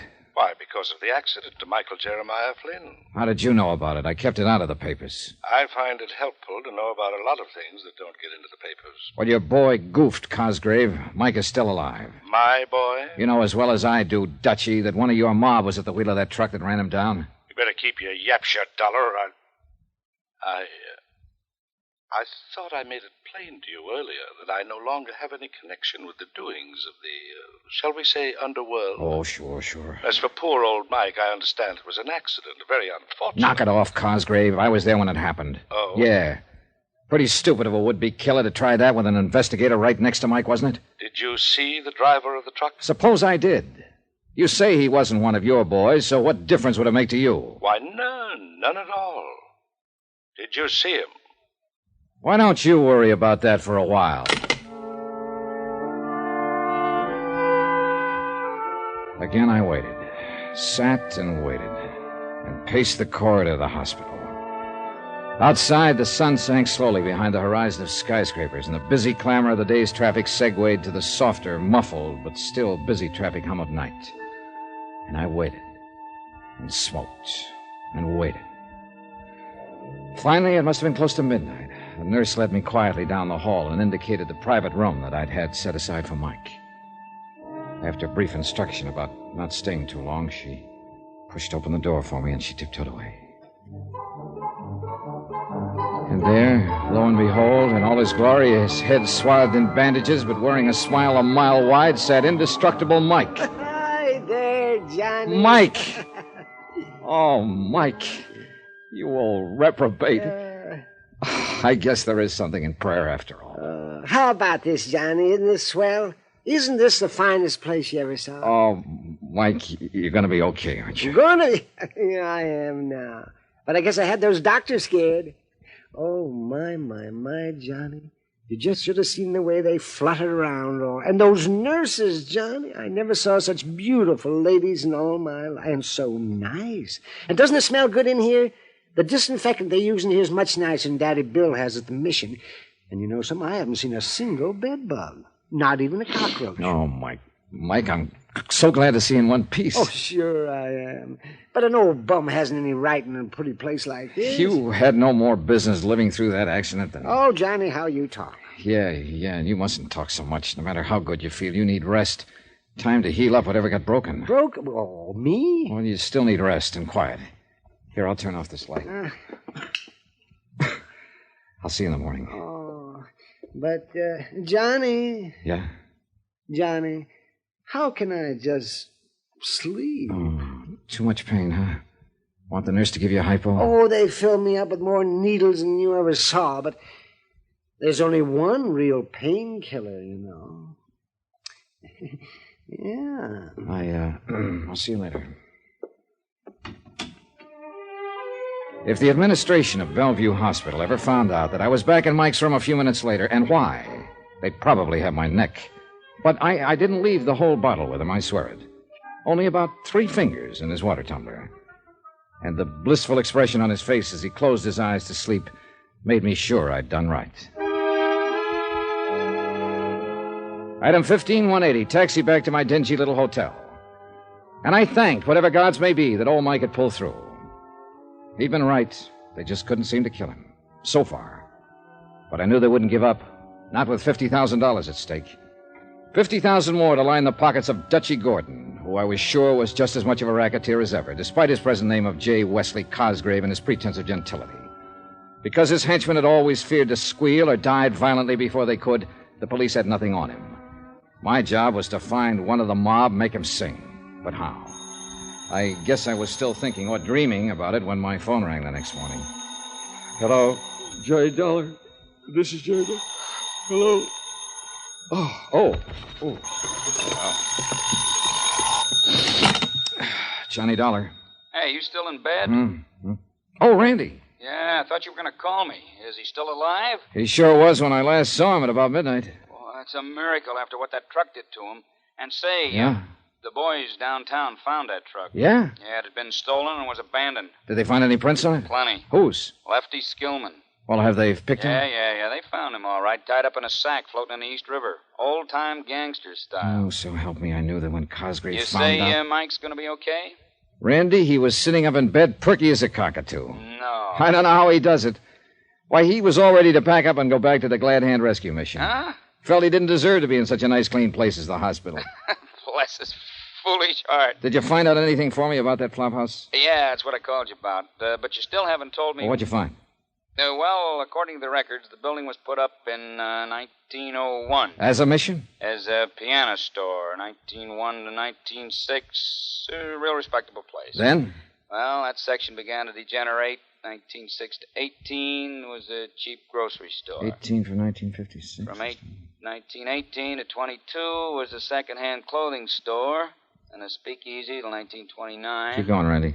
Well, I guess the Depression knocked that out, because next it was a saloon. How long? Let's see, 1944. That's when William Grover Larkin took over the lease. Daddy Bell. Yeah, that's right. I knew it, Randy. I knew it. Yeah, what? Dutchy Gordon, alias J. Wesley Cosgrave, told me that he'd got a hand from that mission when he was just a kid. Hmm? That would have meant 25, 30 years ago at least. Yeah, it's only been a mission for 12, but... Hey, wait a minute. The lease on that property, when it was a speakeasy, was in the name of Larkin, too. Add one more fact, Randolph, and you see what I'm getting at. What's that? Your own police files show Cosgrave was still in the rackets in 44. Yeah, but on a charge that we couldn't substantiate. Right. Tie him up. Cosgrave was a rum runner during Prohibition. Daddy Bill ran the speak for him since 1944. Whoa, now, boy. You're trying to build a case on purely circumstantial evidence. All right, but I think I can make it stick. Now, listen. Where does Cosgrave get the thugs for whatever job he's pulling now? If he is. Of course he is. And he gets them out of that flop house. The boys he gives jobs to that are never seen again, remember? Yeah, wow. Hey, maybe it does tie up. Oh, you bet your sweet life it does. At least I'm going to tie it up. Yeah, no. Take it easy, Johnny. Just how are you going to go about it? Well, the first thing I'm going to... Well, hold it. Huh? Well, what's the matter? Somebody outside the door of this room, I think. Hold on, Randy. Yeah, no. Wait a minute, Johnny. All right, what do you think you're doing? Johnny, hello! Whoever hit me with whatever he hit me with wasn't fooling me. In the second before I passed out, I vaguely remember hearing a voice, the voice of the room clerk, shouting at whoever it was, and the sound of footsteps running away. Then blackness, and a dark, heavy throbbing in my head. Then, after a long time, another familiar voice. It was Randy, I think. Dimly, somewhere along the line, I could see figures bending over me, hear the voice again. Easy on the stretcher, boy. Then more darkness and the weird sounds in my brain. Other sounds, too, that seemed familiar and seemed meaningless.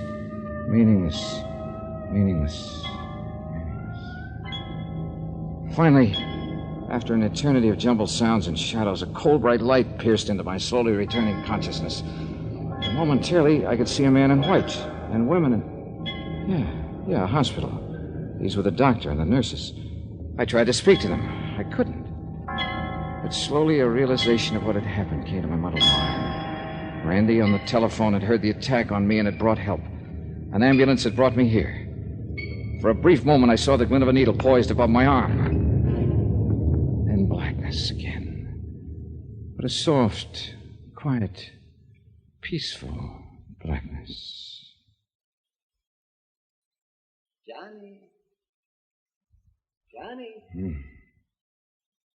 Johnny. Oh, wow. Well, what is it? Johnny. That's the boy. Wake up. Mike? That's right. Isn't it nice they put you in the same room with me? Yeah. Oh, Mike. Your policeman friend saw to it. Hmm. And he told me something, Johnny. And he's right. You've got to be careful. They're out to get you, too.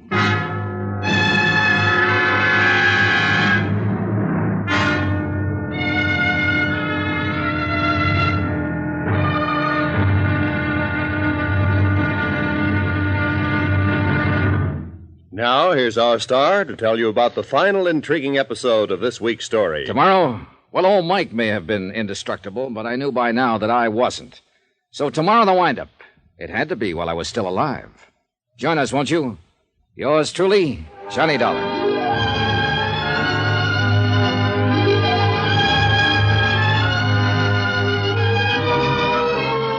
Yours truly, Johnny Dollar, starring Bob Bailey, is transcribed in Hollywood. It is produced and directed by Jack Johnstone, who also wrote tonight's story. Be sure to join us tomorrow night, same time and station, for the next exciting episode of Yours truly, Johnny Dollar. Roy Rowan speaking.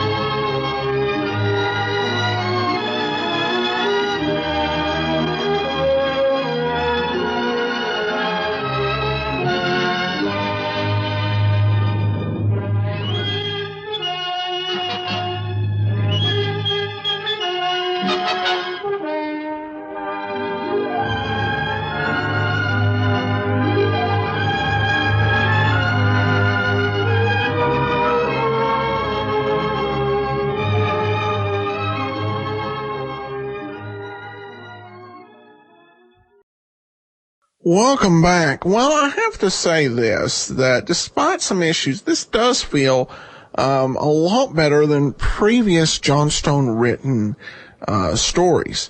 Really, as he's going through this, he's keeping a good mix of the serious and the more comical elements of Indestructible Mike's story. How it'll all pay out in part 5, well, that we're going to have to listen for.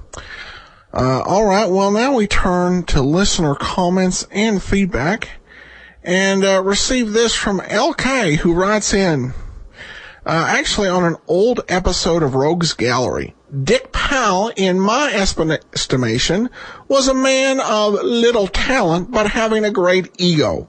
Listening to him, you can hear the self-satisfied smirk in his voice.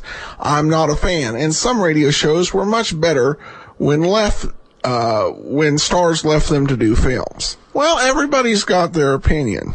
I think that Powell certainly had some great talent as a singer, and he may have been the best actor to ever play Philip Marlowe on the silver screen. And he definitely has some good comedic timing. So I think he was number 31 on my list of radio's most essential people, but people can have differing opinions. But when I put Powell, as probably the best actor to play Philip Marlowe on the silver screen, it definitely means something, given that Humphrey Bogart was another one. All right. Well, that will actually, and I'll actually say, maybe it'd be better to say the best overall portrayal of Philip Marlowe, because overall I think Bogart was a better actor, but Powell was in their league, in my opinion. All right, well, we'll see you back here tomorrow with Nick Carter, and join us on Friday as we wrap up the Indestructible Mike matter. Before we do get started, I want to let you know today's program is brought to you by the financial support of our listeners, and you can support the show at support.greatdetectives.net. Well, now it's time for today's episode of Nick Carter, Professor's Secret.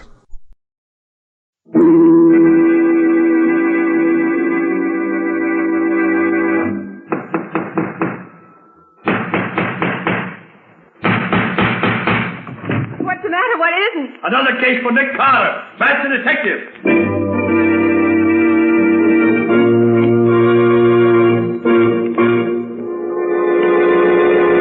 Yes, it's another case for that most famous of all manhunters, the detective whose ability at solving crime is unequaled in the history of detection fiction. Nick Carter, Master Detective. Today's strange adventure... The Professor's Secret. For Nick Carter and the mystery of the Z-Rays.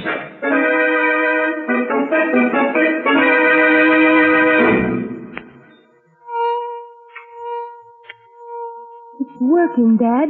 Why, that wound in the guinea pig's shoulder is healing. Why, it's only about half the size as it was before. Yes, Jean. It looks as if my new invention was a success. And all that I need to do now is build a full-scale model, and I shall be ready to bring a new era of healing to the entire world. Don't move either. What is it? Just stand where you are and put your hands in the air. What do you want? We have no money. We don't want money. We want that Z-ray machine of yours. Shut it off. But you can't. Shut it off, I said. All right. Now fix that machine so we can take it with us. And no funny business either. Pack it up good, Pop. Better do it, Dad. These men mean business. Very well, Jean. Just as you say. Hurry up, Pop. You got a long way to go. How did you know how to find this place? That's our business, lady. Ready, Pop? Yes, it's ready. But be careful of it. Don't worry. We'll take good care of it. All right, Bill, you and Jake take it out to the car. And treat it gentle. Okay, come on, Jake. What are you going to do with it? That machine heals cuts and bruises and things, don't it? Yes. If it'll do that, it'll heal holes made by guns, too. Save a lot of wear and tear on the boys. You mean you're going to use that wonderful machine to help your gangsters? Sure thing, kid. Now you two get your hats and coats. You're going with us. But that's kidnapping. You can't do that. Get your hat, Pop. I ain't got all day. Come on, Dad. It's no use arguing. All right, Jim. Get your hands up. You're surrounded. They're on the floor. Tony, I got Jake. But I got one of them, Tony. Any more of them, Bill? I don't know. Maybe that guy was just bluffing. We gotta get out of here. We'll leave Jake here. A dead man's no good to us. All right, in the car, you two. Hurry it up. All right, in there, Mick. Come on. Get going. Let's go.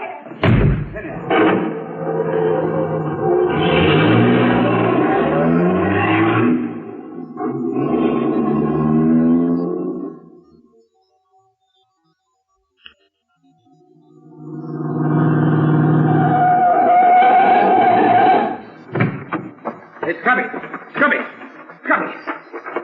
Oh, there he is. Not dead, thank heaven. That's the gash in his head, though. Come on, Scubby. Oh. Wake up, will you? Come on, Scubby.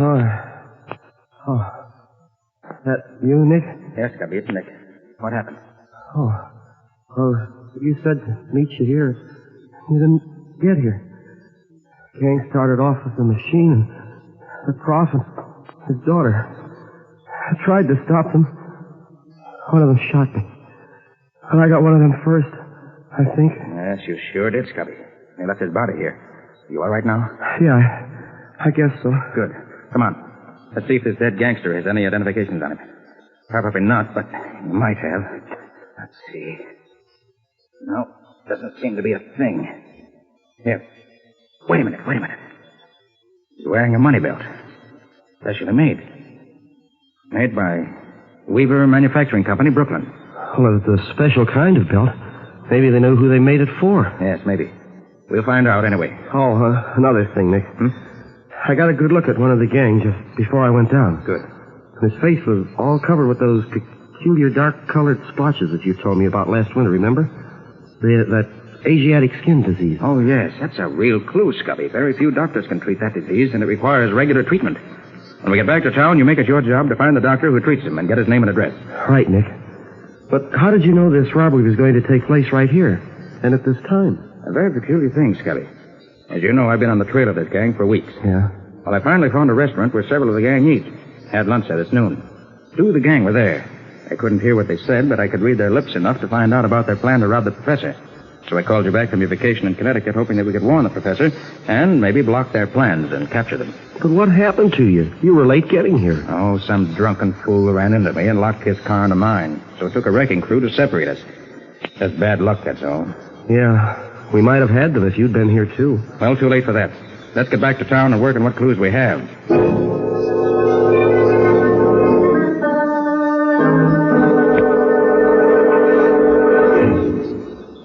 All right, Pop. Get that machine of yours going. I want to try it out and be sure it's okay. Shall I untie him, Tony? Sure. He's got to use his hands to make that thing work. But leave the girl tied up. Okay. There you are, Pop. I'll get busy.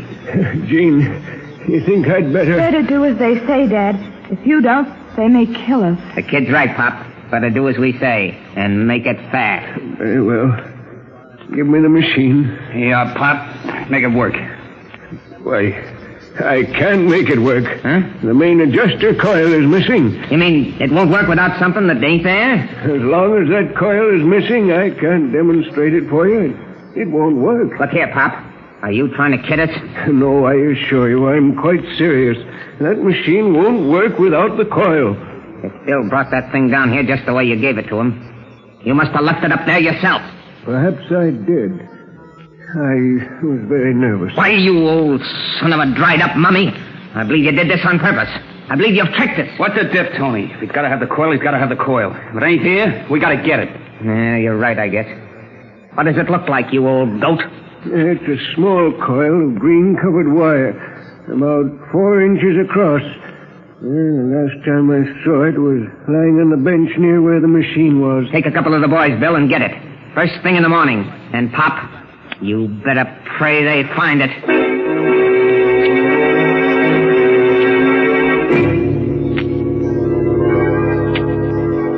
Yes, Nick, Scubby just called me. That special money belt was made for a man named Jake Shackley. Lives at 47 East Pitt Street. Yes, Scubby said he was going to try to...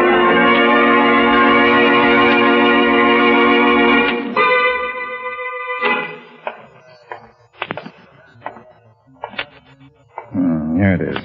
47 East Pitt Street. Fine old dump. Wager Shackley's not the only crook who lives here.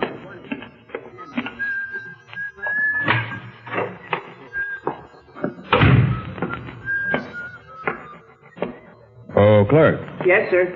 What room's Jake Shackley in? Shackley? Oh, I don't know anybody by that name. See this, do you? Oh, yes, sir. Shackley lives in number 42, but he's out just now. Yes, I expect he is. I just want to look over his room. Any objections? Oh, no, sir. Go right ahead. It's on the 4th floor, sir. Stairs over there. You want the key? No, thank you. I've got one. I'll wait up there for a while. If anybody comes in looking for Shackley, send them up. I might like to talk to them.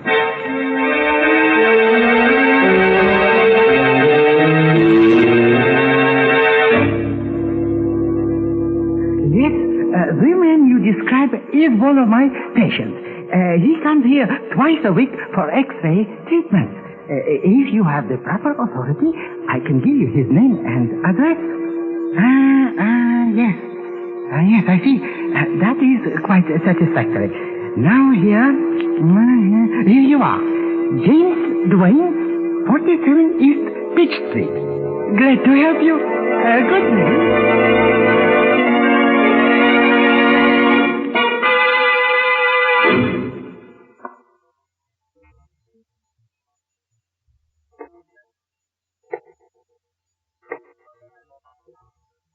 Number 37. Yeah, this is the room. Wonder if anyone is in. We better be leaving, Jim. It's a long way up there. But, Bill, how come the coil wasn't with the rest of the stuff when you brought it down? That old fathead of a professor left it behind on purpose. Oh, when do we leave? Just as soon as Pratt gets here. We'll do right now. Somebody else coming. Maybe I better get out of the... Looking for somebody, Bud? Oh, I was just trying to find room 9. I'm nearsighted. Go on inside. We'll talk about it there. Go on inside. Oh, sure.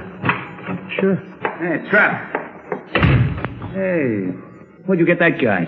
He was listening outside your door. Know him? Know him. I thought I killed him up at the professor's place. You mean this is the dick who tried to stop you up there? Yeah. That pretty bandage on his head covers up the place where I put my slug. Well, he's here now anyway. Yeah, and we better get rid of him so we can be on our way. How about leaving him here and turning on the gas? Simple and efficient. Not here. This is my room. But there is a small empty room across the hall. Only one window. We can stuff the cracks with newspaper and leave him in there, tied up. That's a good idea. With the gas turned on, he won't last long. When they find him, we'll be miles from here. we won't be in the picture at all.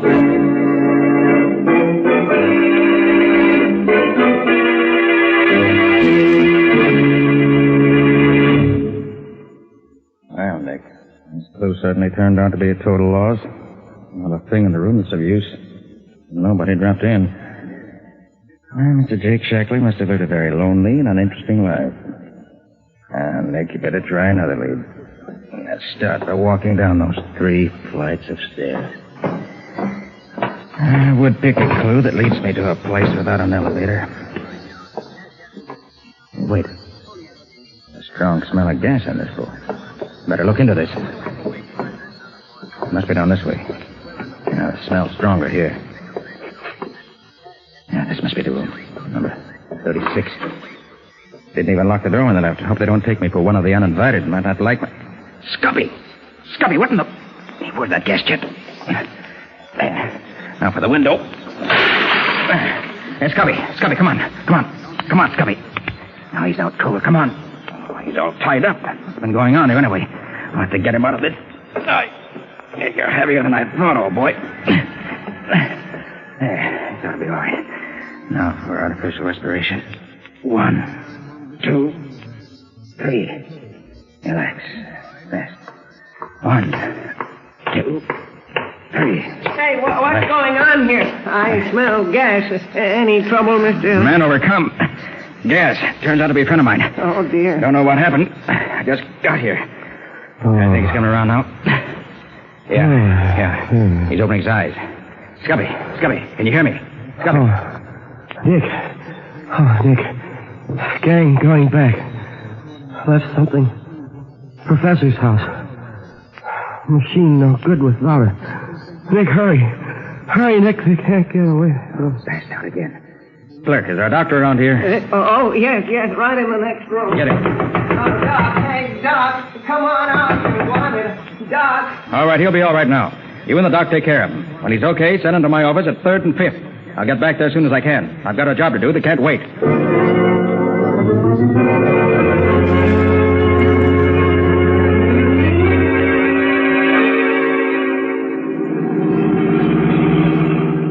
Oh, are you really there, Nick? Practically, Patsy. The entrance is just around the bend ahead. I'm going to run the car off the road into the bushes here so it can't be seen by anyone going by.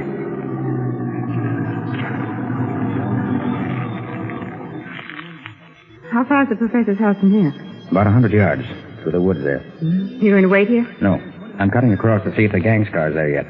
Where's that kid of mine? Now put it in the back, Nick. What's in it? Oh, a little gadget. You wait here for me.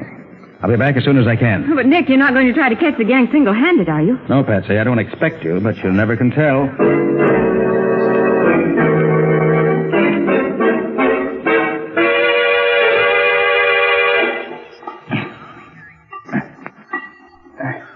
There.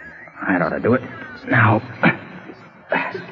There, now, if I can get away from here before anybody sees me.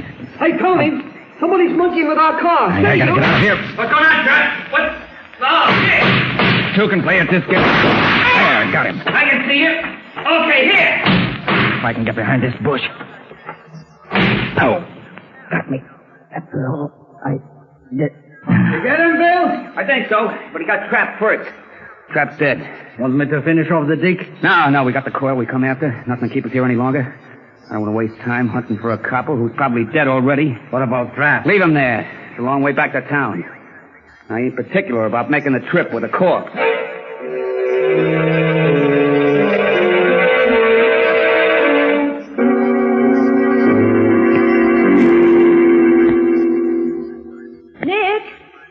Nick, where are you? Oh, Patsy. Patsy. Yes, Over Nick? here. In the bush. Oh, Nick. Nick, are you hurt?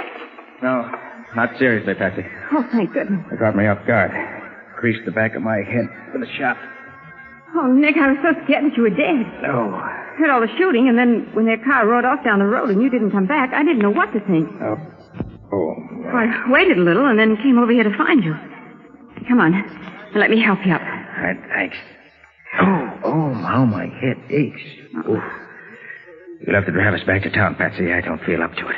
Well, a gangster's car got such a head start, we'll never find them now. Oh, Patsy, you're wrong about that. We can follow them no matter how much of a start they got. Who do you think you are, Dunninger? You're no mind reader or fortune teller either. No? We'll see. Come on.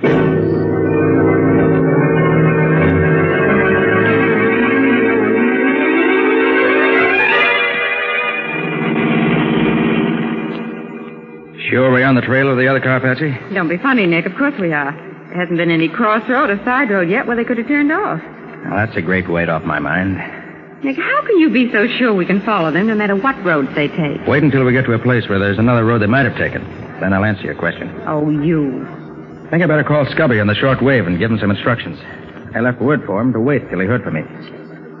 KR calling YN. KR calling YN. Come in. YN to KR. Ready here. Go ahead. KR to YN. Pick up reinforcements according to plan previously arranged. Have men and machines ready in 1 hour. Stand by for further orders. We'll call you again 1 hour from now. That's all. YN to KR. Okay. We'll wait your call in 1 hour. Signing off. Nick, you never told me. What are the code letters you use for identification? We use the last letter of our first name and the last letter of our last name. For instance, Nick Carter is KR. And Scubby Wilson is YN. Mine would be... Well, mine would be YN, too. Patsy Bowen. Well, Scubby is YN. What would my letters be? Just add the first letter of your first name. Oh, the first letter. Well, you mean my letters then would be PYN. That's right. Simple, isn't it? Look, Nick, we're coming to a crossroads. Which way, Maestro? Well, if they're going where I think they're going, they'd take the right fork. So try that one. Now, slow down a little bit, though. Okay. Now what? Just a minute. Stop the car. Well, what is it, Nick? Look there, Patsy. Looks like a firefly on the pavement. That's the answer to your question. Meaning what? It's not a firefly. It's a drop of luminous paint. Nick, you mean the other car is dropping those as they go along without knowing it? Exactly. All right, you can go ahead now. Oh, that's what you were doing when they shot you. Yes, Patsy. I rigged it up before we left the office. Then when I left you to see if they'd arrived yet, I found their car. No one was in it, so I fastened it on the chassis. They came out and found me just after I'd finished the job. So that's why you weren't in any great rush. What is it, Nick? A phosphorus solution in a metal can with an adjustable nipple. Enough to last for 100 miles. They can't lose us this time.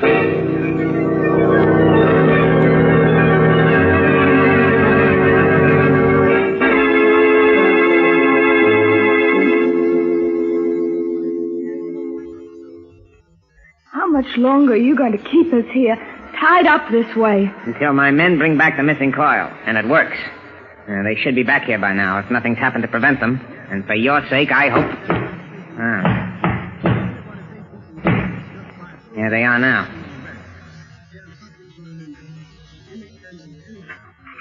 Well, we got it. Where's Trap? We left him there. You had a fight? Yeah.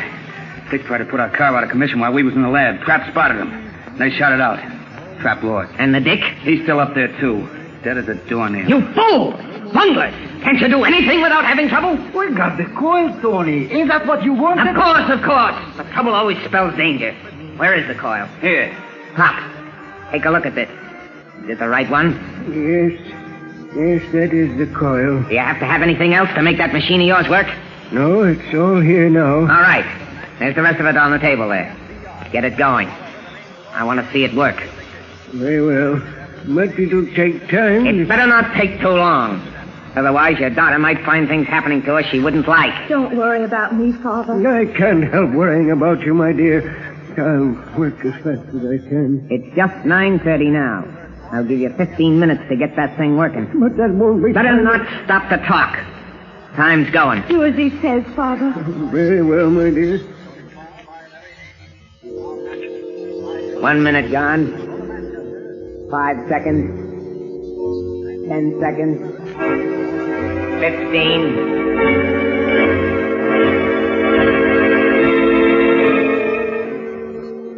KR to YN. KR to YN. Come in. YN to KR.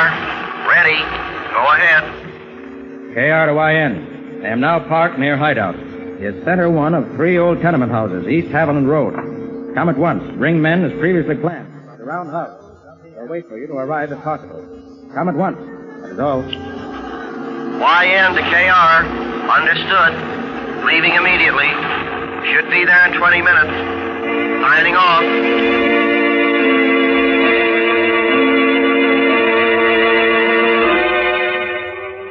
5 seconds.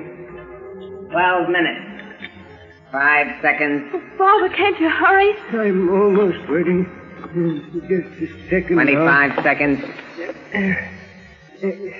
There. I think it'll work now. Ready, Pop? Yes. Turn on the current, please. I'll get it. Now then, what is it you wish to try? Try it on me, Tony. That dig got me in the shoulder. Very well. Try it on Jim's shoulder. Stand in front of the machine. Now, a little closer. Bring your shoulder a little lower so as to be directly in front of the rays. It ain't going to hurt, is it? You want your shoulder fixed up, don't you? Sure. Shut up, then.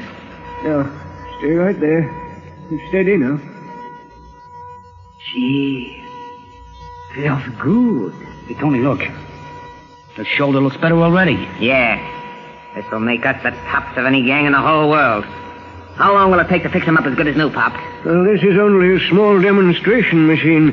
It'll take several hours to complete the healing process.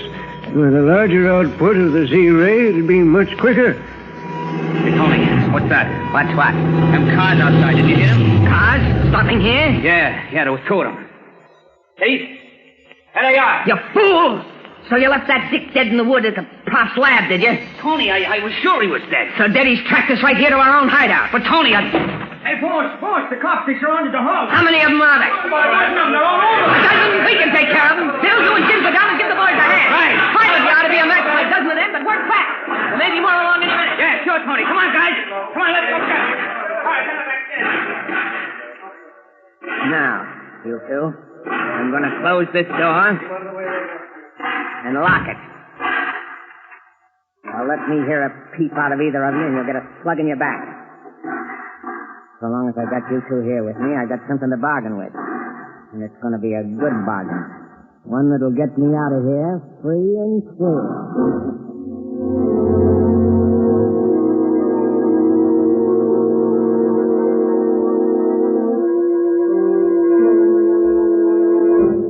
They all accounted for, Scubby? Yeah, Nick. Charlie got them all.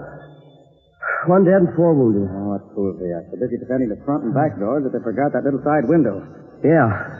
Once we got a man in there, it was easy. Were they surprised to be attacked from the rear? Did you find out where the head of the gang is? No, Nick. We searched every room in the house except this one. He and the old man and his daughter must be in here. Well, I know they haven't gotten away. I watched the house from the time I called you until they got here. I'm positive nobody left the house. Now, let's find out. All right, you in there. You might as well come out. You can't get away. You think so, Mr. Carter? So you know me, do you? Yes, I know you. And you know that you can't get away. I think you're wrong about that, Carter. What do you mean? I have a proposition to make you. All right, what is it? If you let me go free and give me a half-hour start without trying to stop me, I won't harm either the old man or his daughter. But if you refuse, if you try to break down the door to get me, they'll both die before you can save them. Are they all right now? They are. How long they stay that way depends on you. Hey, what can we do, Nick? We can't let him kill the old man and the girl. I have a plan, Scotty. Yeah? Miss Pender, are you all right? I told you she was okay. I want to hear it from her own lips. Miss Pender, are you all right? Go ahead, you tell him. Yes, Mr. Carter. We're all right. Professor Pender, are you all right? Oh, what's the idea of all the talk, Nick? Let's do something. Quiet, Scotty. I'm running it. Oh, okay, Nick, just as you say. Professor Pender, are you all right? Yes, Mr. Carter. Nothing's happened to me. Your invention perfectly safe? Yes, it's quite safe at present. If you try to do anything except let me go, you'll find the machine wrecked and both of them dead. Is your father all right, Miss Pender? Nick, what in heaven's name are you trying to... Quiet. Miss Pender, is your father all right? Yes, he's all right. Well, Carter, now that you're sure everything's all right, are you going to accept my proposition or not? No, I'm not going to accept it. Then I'm afraid I'm going to have to kill both.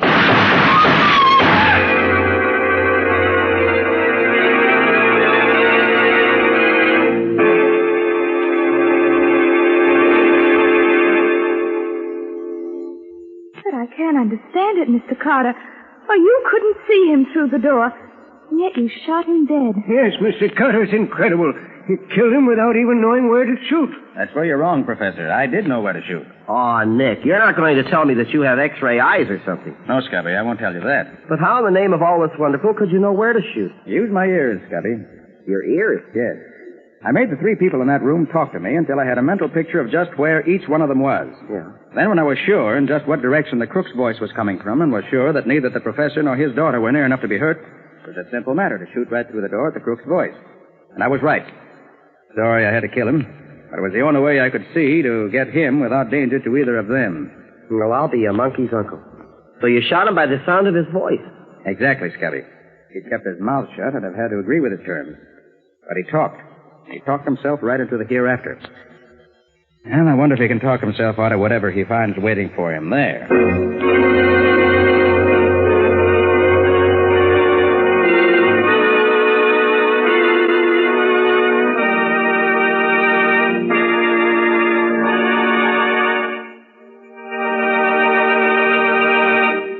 This has been another of the strange adventures of Nick Carter, Master Detective, which are brought to you regularly at the same time by WOR Mutual. And now, let's ask Nick for a hint or two about a story for next week. How about it, Nick? Okay. Well, next week's strange adventure was strange indeed. Scubby started for Philadelphia to get some information I wanted. But he ended up in another city under another name and occupying a body that wasn't his. And then we found that somebody else had borrowed Scubby's body to kill a man. I'm afraid I'm getting confused. Well, that's nothing to what was happening to poor Scubby. He didn't know who he was or what he was doing. And yet all the time, he was perfectly sane. And it wasn't until this boss crook, who called himself the Mystic, tried the same thing on Nick that we really got anywhere at all. Well, it sounds like something out of the ordinary, to say the least. What do you call it? Murder by magic. Or the mystery of the missing identity. And that's all for now. So long. So long, everybody. And so long to you both, Nick and Patsy, until next week. In the strange adventure you have just heard, Nick Carter was impersonated by Lon Clark, Patsy by Helen Choate, Scubby by John Kane. Original music was played by Lou White. The entire production was written and directed by Jock McGregor.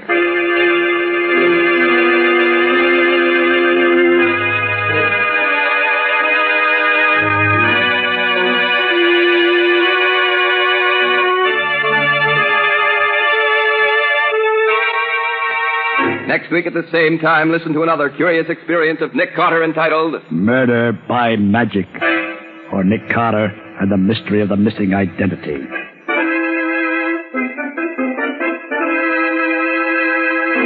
And now, a very special announcement. Beginning next week, the return of Nick Carter will be brought to you at a new time, 10:15 p.m. Eastern Wartime on Saturday evenings. Remember, beginning next Saturday, April 8th, the strange adventures of Nick Carter will come to you at 10:15 p.m. Eastern Wartime, and at that same time each week thereafter. And don't forget that the adventures of Nick's adopted son, Chick Carter, are broadcast over most of these stations Mondays through Fridays at 5:30 p.m. Eastern Wartime. This story is a copyrighted feature of Street and Smith Publications, Incorporated. The return of Nick Carter is produced in the studios of WOR. This is Mutual.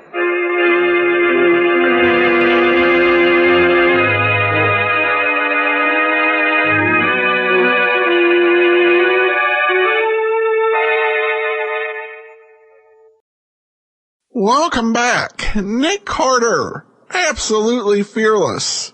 Though certainly, I honestly would be a little nervous if Nick Carter were to come to rescue me in a situation. Just because things he does are often so dangerous, but somehow they manage to work out. Setting a fire in a building you're in, that worked out a few weeks ago. And hoping that you can figure out where everybody's standing by voice tone, again, worked out. I just want to find out what Nick Carter is going to be up to next week, though it'll be a bit more subdued since we'll be playing the Christmas episode. All right, well, on to listener comments and feedback. We have an email from Scott who says, just discovered the podcast. Thank you so much for sharing these shows and your commentary. Well, you're welcome, Scott, and thanks for listening. All right, well, that'll finish it up for today. Join us back here tomorrow as we wrap up the Indestructible Mike matter and begin a new Carter Brown mystery series. Well, before we do get started, I do want to remind you that as you're making your travel plans, remember JohnnyDollarAir.com. JohnnyDollarAir.com is a Priceline affiliate where you can name your own price on hotels, rental cars, airline tickets, and even more. Or choose from great published specials. The good part is that if you go through JohnnyDollarAir.com and you find a deal you like, part of your purchase price goes to support the show at no additional cost to you. So remember JohnnyDollarAir.com. Now it's time for that man with the action-packed expense account in The Indestructible Mike Matter Part 5. From Hollywood, it's time now for...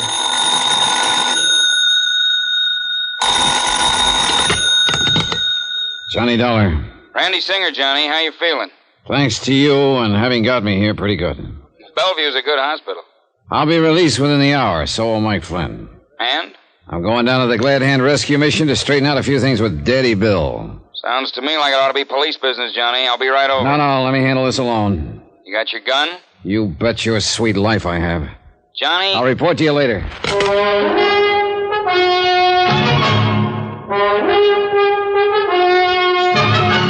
Tonight, and every weekday night, Bob Bailey in the transcribed adventures of the man with the action-packed expense account, America's fabulous freelance insurance investigator. Yours truly, Johnny Dollar.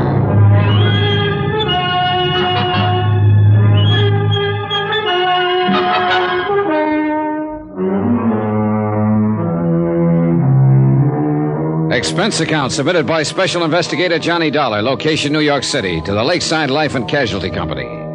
Following is an accounting of expenditures incurred during my investigation of the Indestructible Mike matter. Item 16, 190, cab fare for Mike Flynn and myself, Bellevue Hospital to the dingy Hotel Brakely. Both of us had our heads still swathed in bandages. With the help of the room clerk, I installed Mike in a small room on the 5th floor, with instructions to keep his door locked.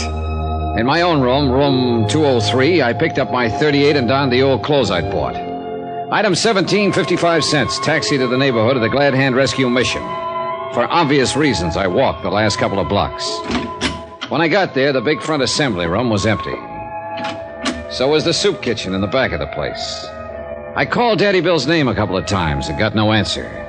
And finally decided to wait for him in the little room back of the assembly hall that he used for an office. I still felt a little shaky from the blow on the head, so I didn't mind just sitting a while. But I left the door open a crack, and a few minutes later heard the street door open. It wasn't Daddy Bill, but I recognized him as a newcomer to the mission whom I'd seen on my first visit. He made directly for the little office. All ready, Daddy. Why, you ain't Daddy Bill, sir. No. Do you know where he is? Yeah, out shopping. At least that's where he said he was going. Didn't I see you in here the other day? Why, yes, sir. I guess you did. My name's Emery. I just read the rods in from Ohio. Boy, I had to. I got myself in a jam back there. Yeah, I guess I just got me too much muscle. But they won't catch up with me here. Daddy Bill promised me that. Say, I should have known you wasn't him in here. Oh? Sure, he said he wouldn't be back for another hour. You plan to wait for him? Sure do. He promised me a job, with money on it. Enough money, he said, to get clear out of the country. And he'd help me do it. Doesn't it strike you funny, Bud, that a guy running a place like this would help you skip the country? Man, when you're like me and you get a helping hand, you just don't ask no questions. You see Mike? Mike Flynn? Yeah, he come back? No, why? Daddy Bill left me a package for him. For him or Johnny if they come back here. Well, I'm Johnny. Well, here, I'll get it. It's right outside the door here. Yes, sir. Liquor, he said. And maybe you let me have some. Here, see? I'll take it. Liquor, did you say? That's what he said. Let's open, huh? No, hands off. Well, look here, man. Old Mike always shares his stuff with Lefty Skillman. Lefty Skillman. It was Lefty who'd run us down with a truck whose body was found in the river. Lefty, one of Daddy Bill's poor unfortunates here at the mission. Things were beginning to add up, and this package left for Mike and me. Liquor, he said, but it didn't gurgle. Emery, listen to me. Sure, Johnny, but forget this package. I'm taking it with me, back to the Waldorf. Waldorf? Yeah, that's right. That's where I'm staying. Don't let these clothes fool you. I thought there was something funny about you, the way you talk so fine. You a dick... Never mind. If Daddy Bill wants me, that's where I'll be. Old Mikey won't find, because I got him in room 203 at the Brakely Hotel. Room 203? Forget it. He's still recovering from that accident. Shouldn't be disturbed. He's all doped up anyway. That's why I took him to the Brakely, where nobody will find him. Room I said forget about that room 203. If Daddy Bill wants me, tell him to call me at the Waldorf. Item 18, 10 cents. Phone call from a booth in the street to Sergeant Randy Singer. Item 19, $5 even for a fast but gentle taxi ride to the 18th precinct, where Randy had promised to have the lab boys alerted for me. Is this it, Johnny? Yeah, and handle it softly, please. Okay. You gonna stick around till the I'm going back to the Brakely to make sure Mike is all right. Yeah, now look here, Johnny. Call the Waldorf for me. Get me registered there. Instruct the desk that if there are any calls for me, I'm eating lunch or something, and I'll be back in my room in, say, an hour. What? Do it. I'll see you later. Item 19, taxi back to the Brakely Hotel, to the service entrance in the alley. For $5, the freight elevator operator swore he'd tell no one he'd seen me take the back stairs to room 203. My room, not Mike's, as I told Emery at the mission. Office? Room clerk?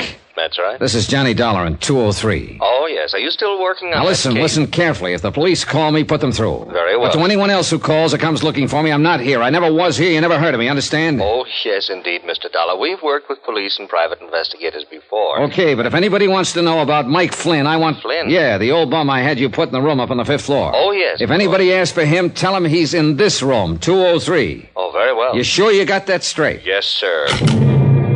Time was on my side, I hoped. Emery back at the mission had said Daddy Bill wouldn't return for an hour, but I couldn't be sure. As quickly as I could, I spilled a half bottle of whiskey around the room in the hope it would give the effect old Mike was there. Then I pulled down all the shades and drew the drapes tight across the windows. I turned down the bed and mussed up the covers so it would be ready for me. My watch said I still had time to kill, so I ran upstairs to Mike's room on the 5th, and carrying a 5th. Well, bless my soul, Johnny. And look what you brought me. On one condition, Mike. Oh, yes. Oh, anything you say. Oh, you've been so good to me. I want you to promise that no matter what happens, you'll stay right here in this room until I come back. Why, of course, Johnny. Anything you say. Especially now that you brought me this bottle to kind of keep me company. Say, wouldn't you like a little nip before you go? No, thanks. Oh, and keep this door locked. Oh, now you sure you wouldn't like just one little bit? No. Oh, I hate to think of me having it all alone when you probably need it as much as I do now. Oh, say, Johnny. Yeah? When are you and I going to be able to take these awful-looking bandages off our heads? We'll talk about that later. I got to get back to my room. Yeah, now you sure I can't tip I'm you? sure.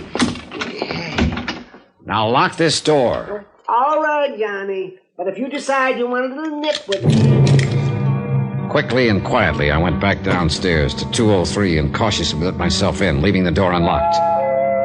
Nobody been there. I'd made it in time. But now all I could do was wait.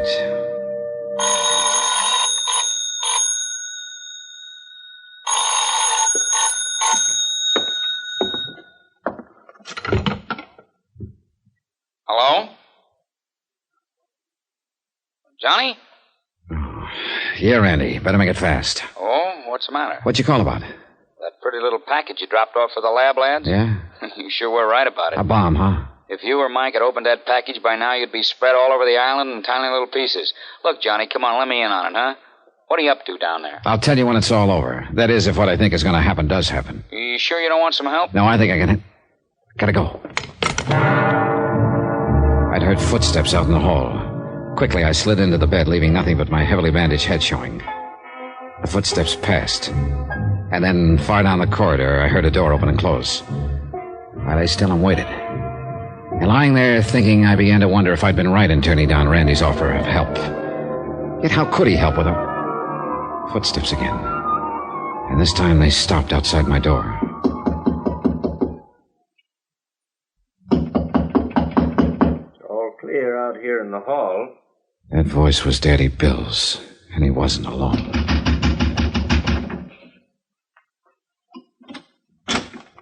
Mike? Mike? You want on the light? Mike? Oh, he's in here, all right. Smell that booze? He's there on the bed, asleep. You mean drunk? Close the door. Hey, see him? Dead to the world. Are you sure this is going to be safe, Dutchie? Why do you suppose I took so long to case the joint? Yeah, but what about Dollar? I told you, Bill, at the Waldorf. You sure? You talked to him? No, he was in the coffee shop. Now, shut up, get this over with. Yes. Always we do the dirty work for you. All right, this one I'll do myself. Who's... Shut up. Johnny. Oh, Johnny. Wait a minute. That's Mike. Who's on that bed? Shut up. All right, Dollar. You can get up out of that bed and take it in the chest or lay there and get it in the back. All right, Cosgrave. Dutchie. Both hands up high. Drop that gun. Sure. Johnny. Shut him up out there, Bill. Yeah, Daddy Bill. Quiet, Dollar. You'd better do something, Cosgrave. You'll have two witnesses. The man who always kept his skirts clean, huh? Quiet. Bill, let him in. We'll knock them both off, make it look like a fight between them. Something... No, wait. Boss, Johnny, is something... I'm coming in. Oh, no, you... Get back,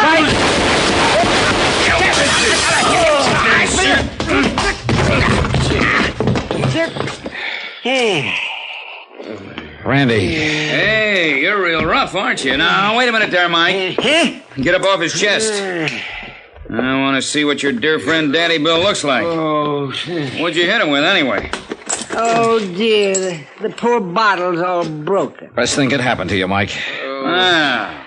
So this is Dutchie Gordon, alias J. Wesley Cosgrave. He won't be for long. What? Well, what's that, Daddy Bill? You feeling better? He always hung it on somebody else. What are you talking about? Lefty, shorty, all of them. This one he'd have hung on me. Well, not this time. That gun! Look out! Put it down! Randy? Cosgrave, dead as a doornail. And when Daddy Bill comes to after that sock on the chin, you can tell him he's cooked his own goose. My.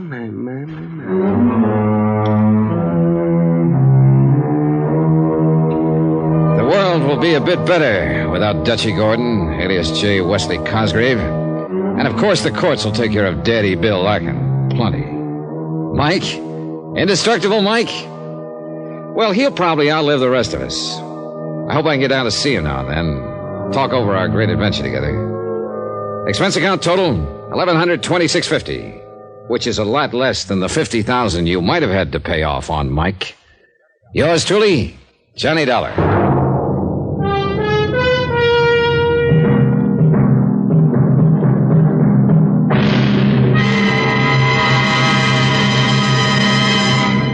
Now, here's our star to tell you about next week's intriguing story. Next week, the heady romance of moonlight on a lonely beach in Mexico. Moonlight from a killer's moon. Join us, won't you? Yours truly, Johnny Dollar.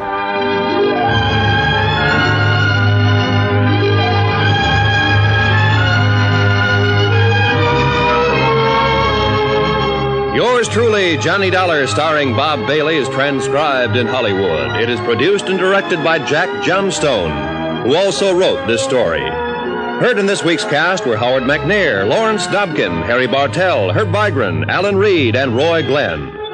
Musical supervision by Amerigo Marino and Carl Fortina. Be sure to join us on Monday night, same time and station, for another exciting story of yours truly, Johnny Dollar. Roy Rowan speaking.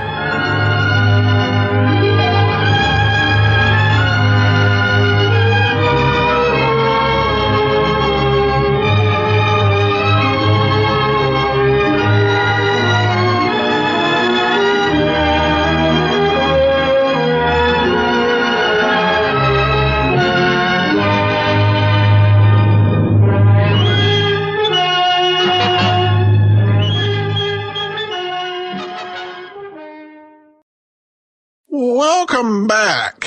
Well, I thought this was looking better for a Johnstone written serial, but this one, the ending had a few things that really bothered me.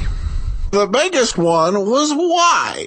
Why would Johnny not want the police present or the police assisting with the capture?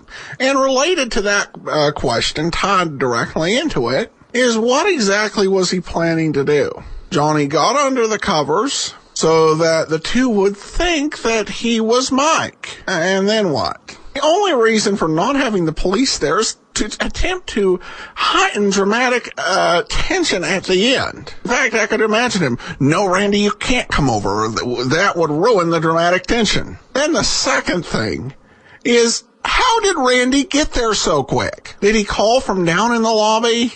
Made sense when Randy bailed out Johnny in the matter of the medium well done, but here there was just no way. I mean, even Mark Donovan from The Adventures of Frank Race was never quite that skilled. I think that this had a pretty interesting concept around Indestructible Mike that I think played pretty well early on. This wrap-up was just bizarre. But one thing I will say for the whole serial is that it does start to give Johnny a bigger world of characters. I think as we've listened to Johnny Dollar throughout the series, the character really has had one-shot characters. And every time he goes to New York, he meets with a different inspector of police. He meets with different old friends, different people calling from the insurance companies. Here, we see the case initiated by Pat McCracken. We get Peter Branson, the brother of Harry Branson, and we have Johnny meeting the same police officer from previous stories. The show is starting to have some continuity and some recurring characters, which I think is one of the real strong points of the John Stone era.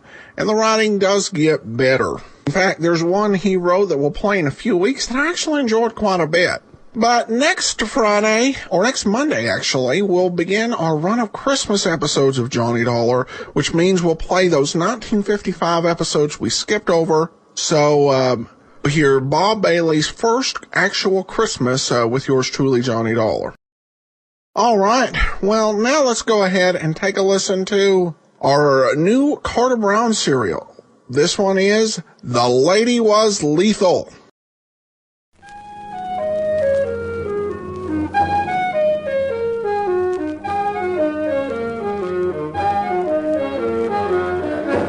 Carter Brown Mysteries. Adventures in excitement and suspense, based on the best-selling novels by the slick storytelling sensation, Carter Brown.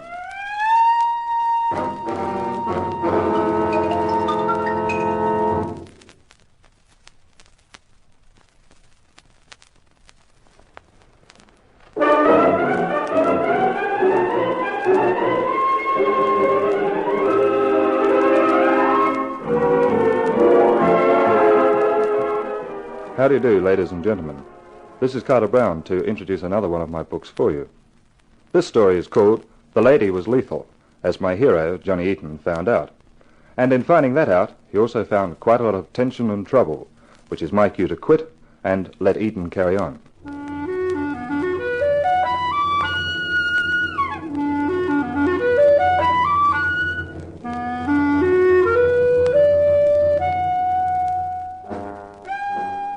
I always hated the place.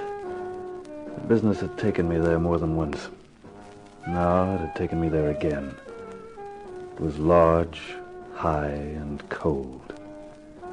But then, death is always cold. I hated the hollow ring your steps made on the floor, and the way your voice ricocheted off the walls. The shape which lay shrouded on the table drew my eyes, and there was a dry sensation at the back of my throat as Lieutenant Jorgensen flipped the sheet away. There he is. Yeah. That's Hank Williams, all right. That's all you got to say? What do you want me to say? Happy birthday? He was your partner, wasn't he? He was my partner. You're a tough guy, aren't you? Johnny Eaton, the man with the poker face. I show you your partner's body and you react like it was a guy you'd never seen before. You want me to bust out crying? What good would that do, Hank? You guys have been in partnership for the last 5 years. Always acted like you were the best of pals. You were away in Detroit for 3 weeks on a job, You come back, I tell you Williams is dead. So? So I'm wondering, Johnny. Wondering whether you're really tough or just plain scared. What's that crack supposed to mean? Let's get out of here and I'll tell you. Well? I'm wondering how much you know about why Williams was knocked out. Maybe you're acting like a clam because you figure you'll stay alive that way. You think I'd be wasting my time, Lieutenant, listening to your yakety-yak if I knew who killed Hank? Could be. I'll have to keep an eye on you, Johnny. After all, we don't want to lose the other half of the best private eye partnership in town, do we? No, we don't. That's your jalopy?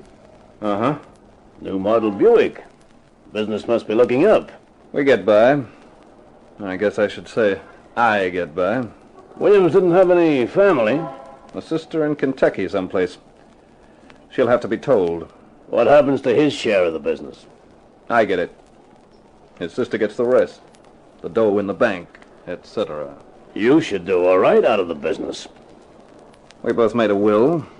Whoever went first left his share of the business to the other. And by good luck, Williams went first. Jorgensen, there are times when I dislike you more than normally. This is one of those times. As I drove back to the office, the night sky was studded with star points, but their silver twinkle was rivaled by the gleam of garish neon stabbing above the streets. I let myself into the office, started going through Hank's desk. But I knew it was a forlorn hope. There was one thing I hadn't told Lieutenant Jorgensen. I'd come back from Detroit in answer to an urgent wire from Hank. It said he'd cracked something really big and needed my help. The trouble was that Hank was the sort of private dick who never kept notes. He kept everything inside his skull. And that skull was now silent.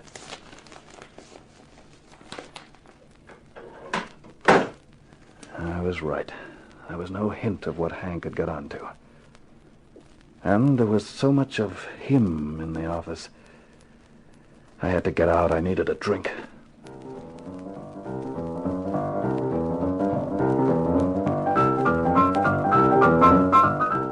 It was a honky-tonk. I wasn't feeling like the black tie nightclubs. This dive had a sign outside which spelled the world's most beautiful girls. Inside, the world's most beautiful girls were dancing with sailors, small-time hoods, and suckers. They all looked bored, and most of them chewed gum while they danced. Romantic. Your drink, bud. Thanks. Hey, you look kind of gloomy, kiddo. Why don't you cheer up and have a dance? 50 cents a ticket. Go away. Oh, you don't have to be rude. If you don't want to have any fun, well, okay. Go but... splash in the sea. Oh, now look, there ain't no call to be... Beat it, babe. What? I said beat it. Oh, well, okay. There's no need to get tough about it. Dames. Mind if I park? Suit yourself. If you can find a glass, you can even have a drink. No, thanks. Cigar? No, thanks. You're Johnny Eaton, that right? Yeah. I was looking for you. So, now you've found me. How much do you want? For what? You know what. How much? I don't know what you're talking about. Quit stalling, Seamus. Name a price. Look, let's play a little game. Let's pretend I really don't know what you're talking about. So you tell me, and then if I've got it and it's for sale, I'll name a price. Okay. I'm talking about the thing your partner, Hank Williams, had. He didn't have it this afternoon, and it wasn't in your office. So he either sent it to you or he parked it someplace and told you where.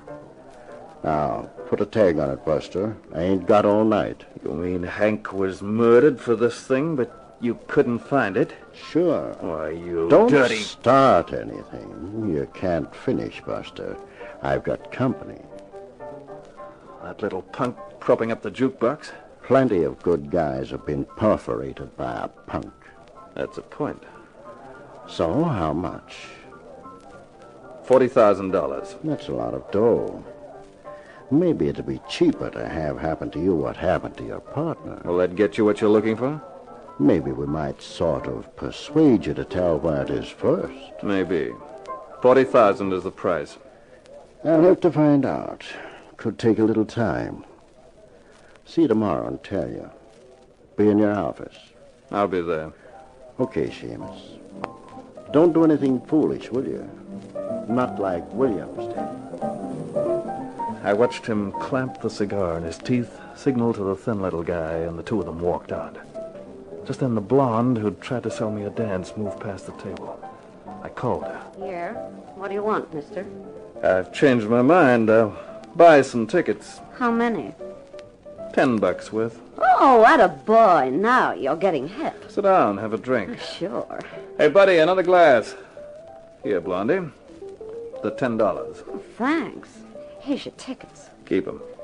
What's the big idea? You've got the $10 and the tickets. So you've just made a $10 profit, right? Yeah, but... A glass. Thanks. Remind me to endorse your Emily Post diploma sometime. Here. Give your stomach a shock. Oh, thanks. Now, that $10 you just made, that's for information. Oh, what do you want to know, honey? The big guy who said scram and you scrammed, who is he? Mister, I think I'd better give you back your $10. You sound like trouble to me. No, not trouble. I'm just curious. I've been out of town. I don't know anymore who runs with who. Oh, well, he's Tiny Laven. I don't know who he works for, but he hangs out in the blues club. Yeah, that's what the name says, all blues and stuff. Who was the other guy with him? Oh, he was on his own. No, it was a little pasty-faced guy by the jukebox. Oh, that's Babyface Brill. He's a main character. Well, mister, that get me $10? Sure does, and thanks. Sure you wouldn't like to dance? I'll give you a dance for free. Some other time. I gotta be moving. You know, business? If business means trouble with Tiny Laven, you won't tell him who told you. Over my dead body. With Tiny Laven, that could be easy.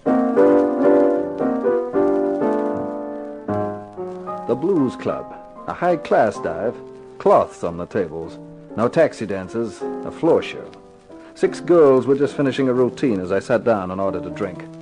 They wobbled off the floor, and the lights dimmed down to a single spot as a compere breathed one word into the mic. Chilly. I thought he was talking about the weather, until a dame appeared in the spot. And what a dame. A tall brunette with a figure dreamed up by a perfectionist and then improved on. Your eyes of blue, your kisses too. I never knew what they could do. Can't believe that you're in love with me. I listened to her low, husky voice and started to remember things like that Hank was like me. He could be a sucker for a dame. And if Tiny Laven was tied in with this place, and Hank had something Laven wanted, then it wasn't impossible that Hank had met Chili. Always placed you far above me. As I watched her, I decided it was more than probable that Hank knew her. Chili was the last thing a guy would feel next to Chili. And Hank liked to keep warm more than most guys. Believe that you're in love. I can't believe that you're in love with me.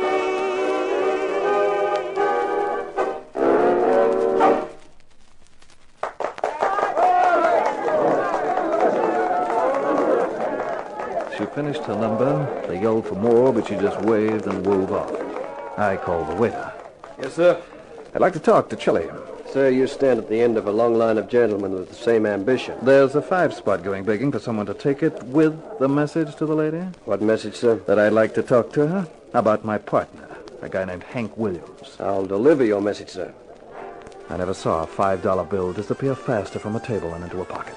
I poured myself another drink, but I'd only had one sip when he was back, with his eyebrows touching his hairline. Chili will see you. Don't look so surprised. I'm a guy who makes friends and has influence. The waiter led the way, and as I followed, I was congratulating myself. It looked like I had lighted on a lead at last.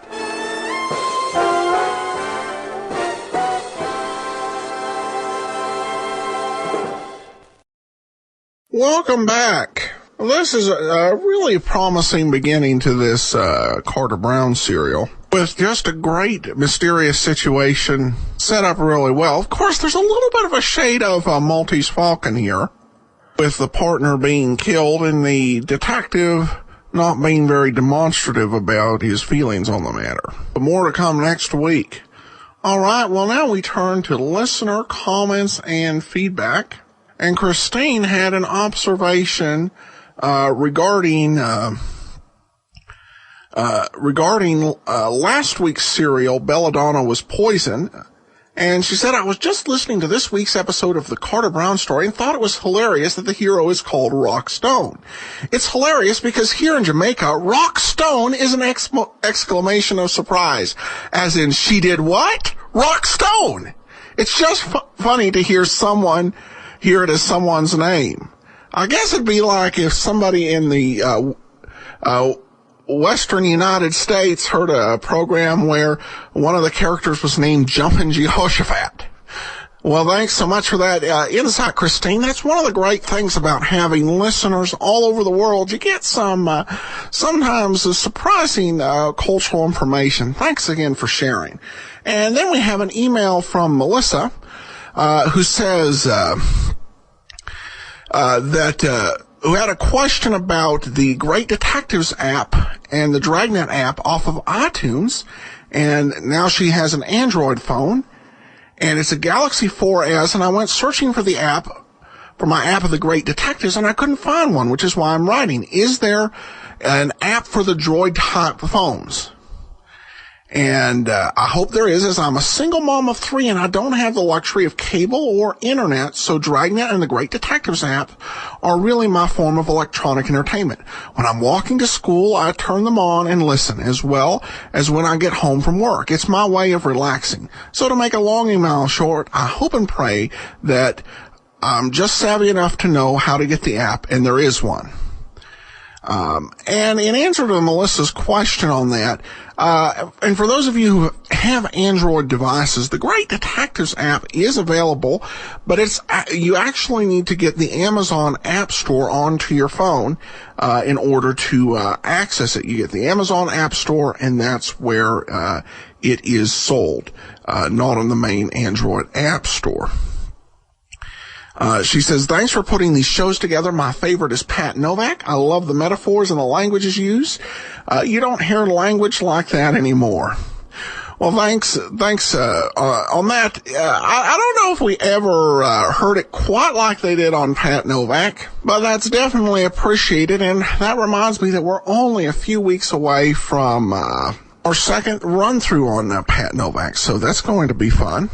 And, she says, I hope sometime you will look into doing not necessarily detective, but mystery like The Shadow or Mystery Theater, just a suggestion. Well, The Shadow, I've addressed this before, but The Shadow is one of those series that Radio Spirit has a somewhat dubious copyright. They claim copyright on it. Like I said, I find the claim by them doubtful, just because these programs, at that point, weren't really covered, by federal copyright law. But it's just something that it would not be worth the aggravation. Because The Shadow, they've shown, is pretty much the one show that they will consistently go after any website that has it. As for CBS Mystery Theater, that one is almost certainly under copyright. Radio recordings made after February 15th of 1972. Were covered by copyright protections unless they omitted the appropriate notice. So we won't be playing that show. But again, thanks for the suggestions. All right, well, that will do it for today. We'll be back tomorrow with the lineup, and then join us for yours truly, Johnny Dollar Christmas episode on Monday, and we'll continue on with The Lady is Lethal on Friday. Well, before we get started, I want to let you know today's episode is brought to you by the financial support of our listeners. Thanks so much for your support. And I also want to let you know over at the Great Detectives of Old Time Radio at greatdetectives.net, I have my review up of one of the latest Father Brown Mysteries collections from Colonial Radio Theater. You can check that out at greatdetectives.net. Well, last week I looked all around and I had to conclude that the Poker Party Killings episode was either lost or so lost that I could not find it. So I went with the next week's episode instead. But I'm very pleased that, I wasn't happy that I had the same situation happen this week, getting an unexpected misdirection. But I was happy that I was able to locate the actual copy of the Poker Party Killings case. And so let's go ahead and take a listen. We're going back 1 week to October 1st of 1952, so let's take a listen. Ladies and gentlemen, we take you now behind the scenes of a police headquarters in a great American city, where under the cold, glaring lights will pass before us the innocent, the vagrant, the thief, the murderer. This is the lineup.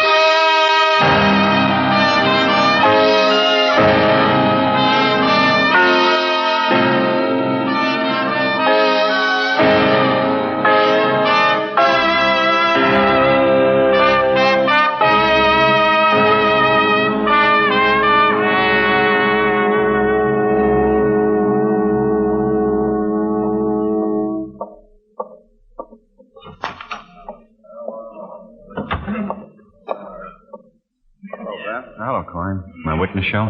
Yeah, over there. Second row came in about 15 minutes ago. Anything happen? Well, they made Francisco's prints on the showcase and safe. If she identifies him, he can be arraigned in the morning without any trouble. How many tonight? Well, 42.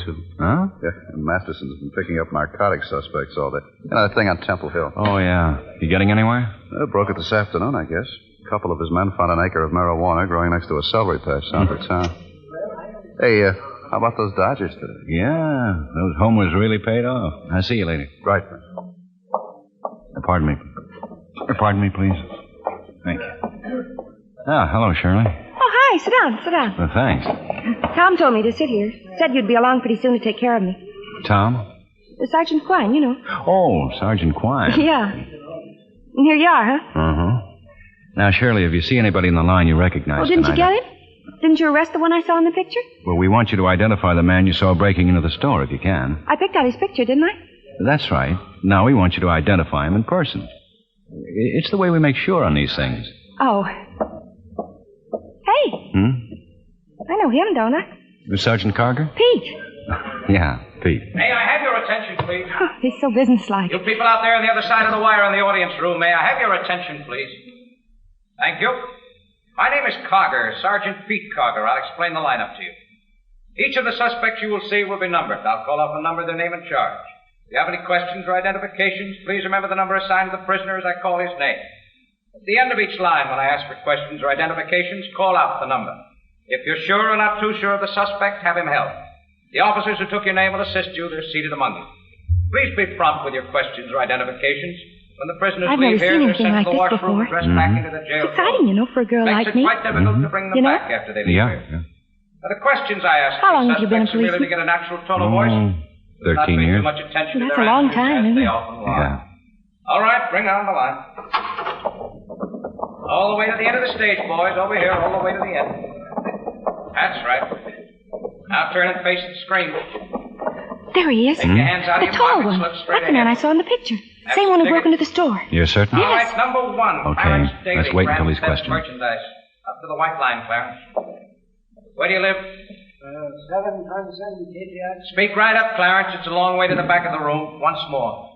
727 Patriarch Street. What's your occupation, Clarence? I work in a liquor store. Sell liquor. Hapman's. Hapman's? Hapman's Liquor. It's over on 43rd. That where you were arrested, Clarence? Yes. Anyone arrested with you? No. Oh, I was all Look straight ahead of you, Clarence. Don't look at me. You own a gun? No. Automobile? No, not anymore. I had a Ford in the last month. Okay, Clarence, step back. I didn't get that, Sergeant. Step back against the wall, Clarence. Oh, I didn't understand that. Number 2, Joseph Francisco, burglary. Okay, Joe. Okay, what? On the line, Joe. What's your address? You hear me? I'm trying to think. Call the Ravensport Hotel, someplace on Marshall Street. You new in town? That's right. Where you from? Vaudeville, Missouri. When'd you get here? Last week. Thursday, I guess. No, it's Friday. Are you sure about that? Oh, why, Yeah, he's I'm sure. lying. About what? But the store was right. Stand We'll up straight, straighten Joe. it out. Well, that's more like it. Just let your hands hang at your sides. You own a car? That's him. Yeah. What kind? What color? 40. What happens now? Well, at the end of the line, we'll hold him out for interrogation. Anyone with you when you were arrested, Joe? I was with a girl. What's her name? I don't know. It's just some girl I met. Having a beer when Big John Bull walked in. Sure could use that beer now. Yeah. Well, step back. Lieutenant. Number You married? 3, Robert Ainsworth. No, I'm not. Vagrancy. Oh, Step up to the circle, Robert. I Yeah? I Where just do you live, wondered. Robert?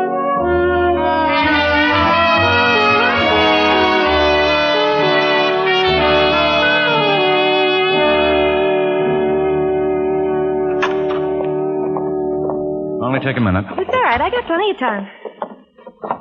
I'd like to have you sign this verification card. Oh, sure. Yeah. Thanks. Well, what'll happen now? Oh, I'll ask Francisco for a statement. You mean you'll ask him to confess? Amounts to that. What's in that for him? Suppose you don't want to confess. I think he understands. We have him pretty cold on these burglaries he's been pulling. If he makes a statement, he'll get a quicker hearing. I might be calling you back in a few days to appear. In court? Well, sort of. Magistrate's court. That's when the complaint will be presented. Oh, Well, thanks for coming down. Really appreciate it. I'm glad to do it.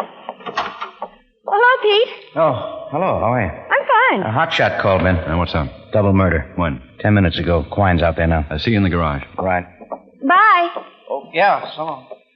Well, goodbye. Goodbye, Shirley.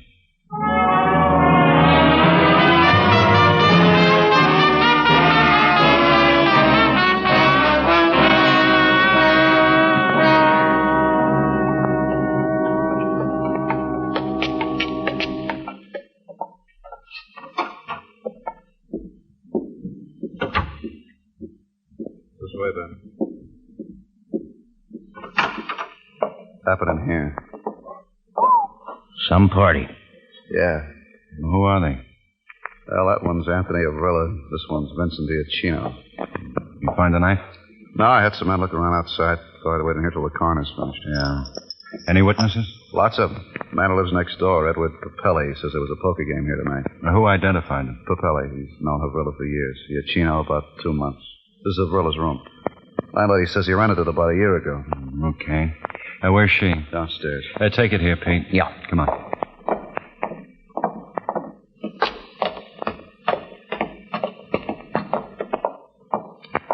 Be all right, then. All right. Oh, terrible thing. Is that her? Yeah, that's her. Terrible. Mrs. Konopka, this is Lieutenant Guthrie. Oh, the terrible thing. Such nice boys, all of them. Such nice boys. Playing cards and living and talking. I understand Anthony Havrilla's lived here for a year. Is that right, Mrs. Konopka? Yes. Yes, that is. You've known him all that time? Oh, yes. Poor Anthony. The other victim, Vincent Diacino. You know him, too? Friend of Anthony's, I know this. Anthony's little friend. They work together. Where? I do not know. Do you know where Diacino lives? Yes. Yes, he lives in Gorman. Well, 10 minutes ago, you didn't remember that, Mrs. Konopka. Now I do. How about the others who were here? Did you see them? Yes. I see. Well, did you know them? No. Any of them at all? I have seen them here before, but I do not know them. How many were there? No. No, I do not know. Well, did you hear anything unusual tonight? Nothing. Not a word. Peaceful. I was sitting reading my paper. No loud voices from up there? Oh, no. Any sounds of a struggle? Struggle? Oh, no. Only laughing and talking. I saw them come here to poor Anthony's room. They passed by right there in the hall, you see. Well, what, to go up the stairs? Yes, to go up the stairs. I said to them, be gentlemen, be quietly. There are others. Mr. Laxman across the hall sick. Mm-hmm. Well, go on, Mrs. Konopka. They were quiet. For boys, they were quiet. I mean, A loud laugh, maybe. Maybe a word not too nice, but gentleman. Uh-huh. Mrs. Konopka, you've seen that room up there? Oh, sure. There's some furniture broken, one of the windows smashed, bottle broken. What? Broken furniture and glass. Looks like there might have been quite a fight up there, Mrs. Konopka. Oh, yes. Well? Yes. Well, did you know about the fight? Oh, there was fighting. I heard that. Oh. About an hour ago. I heard them rush downstairs fast. Then all is quiet. I wait a moment, then I go up to Anthony's room to see what terrible, oh, terrible, oh. I know this has been a lot for you, Mrs. Konopka, but I wish you'd do your best to cooperate with us. I tell everything. Nothing to hide. Well, did you say anything to them when they came down the stairs? Oh, no. Ben? Who is this? A police officer, Mrs. Konopka. Coroner's waiting for you. Okay. Keep on here, Clyde. Yeah, Ben. You come back. Yeah. Thinks it might have been a screwdriver instead of a knife. Oh? Gonna post them tomorrow. You talked to Laxman, man who lives in that one? Yeah. He says he knew Havrilla and Iachino. Told me a man named Charles Bender, another one named Bob Fisher were in the card game tonight. Might be a break. Huh? Yeah, I phoned in. R&I got to make for me. Fisher did 2 years for car theft, out last November. 5 arrests previous to that. Burglary, theft, nothing big. Bender's had 13 arrests, 2 convictions, both narcotics. 6 months county jail, 1939. 6 months county jail, 1946. Okay, check him out. Now we need at least one more. Huh? Takes 5 men for a poker game.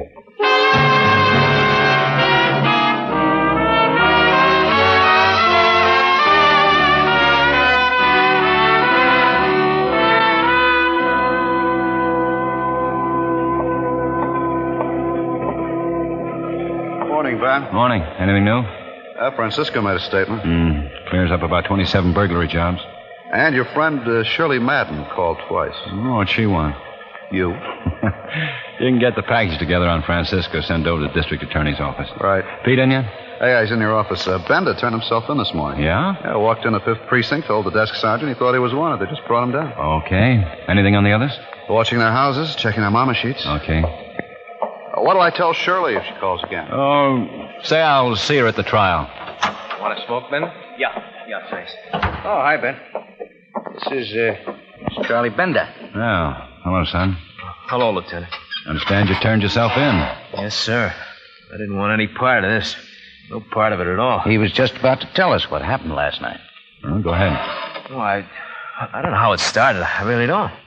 They've been drinking some, but nobody was drunk. Now, who was there? Well, Vrilla, Iachino, then a kid named Fisher, and this new kid that Tony invited. Now, what was his name? Tony just called him Pinky. He was already there when Fisher and me come in.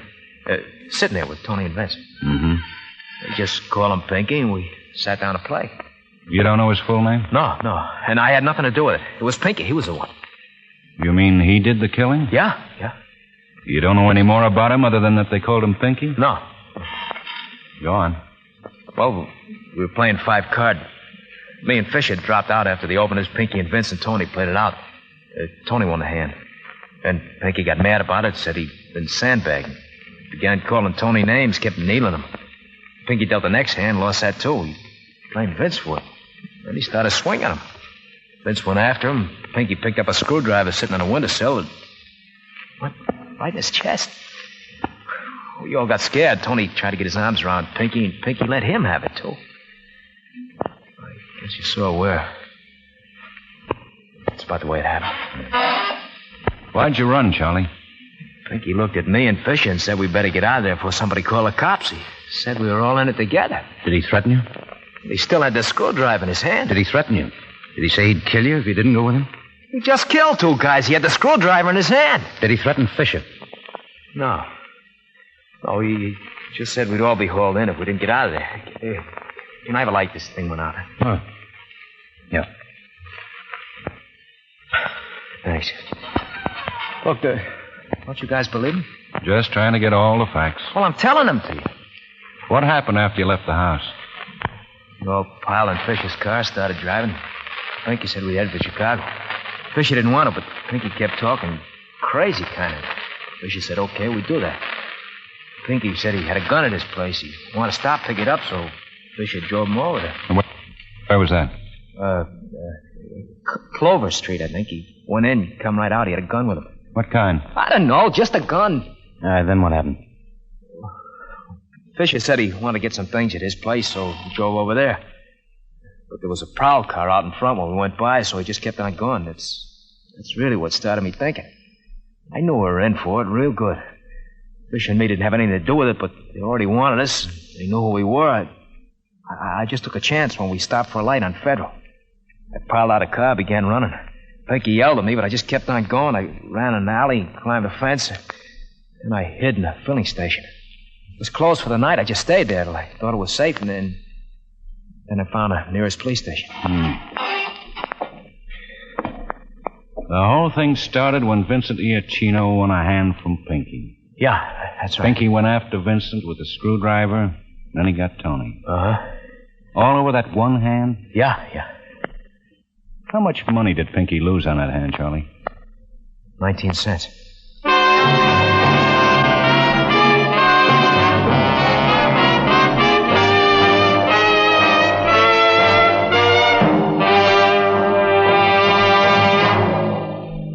Both back this Sunday night. Edgar Bergen and Company and Eve Arden as Our Miss Brooks.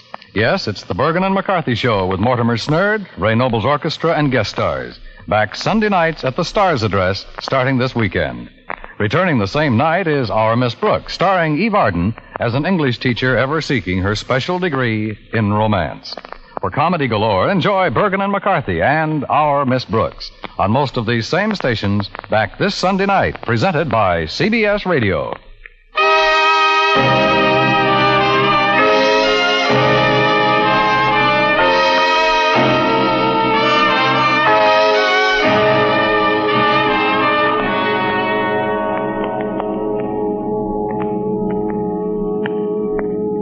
You said it was a white house. Yeah, it was a white house. I'm pretty sure it was a white house. On Clover Street. Yeah, look, I'm doing my best. We've gone up and down 3 times now, Bender. From 32nd to 25th. You said it was here, someplace? It is.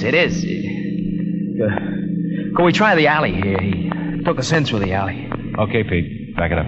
I sure want you to get a line on him. You know that, don't you? You know I want you to get him. Yeah, sure, Ben.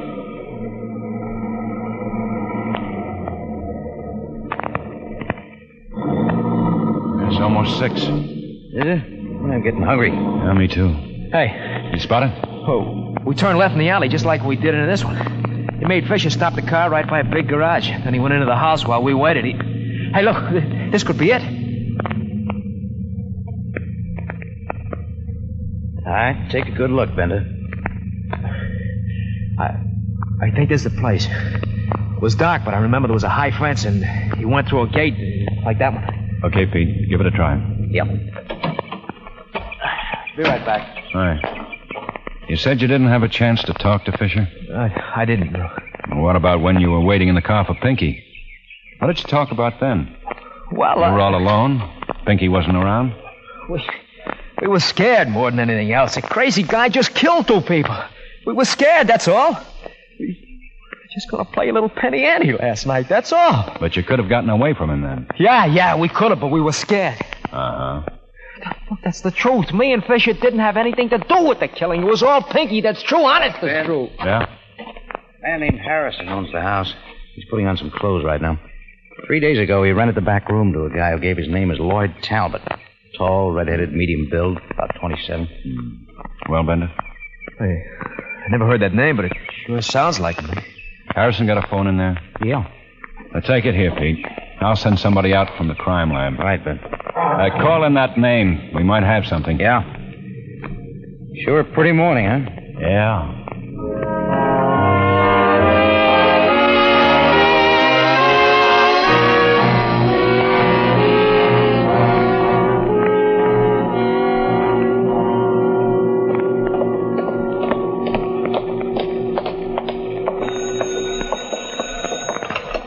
Investigation, Sergeant Fine. All right, Charlie.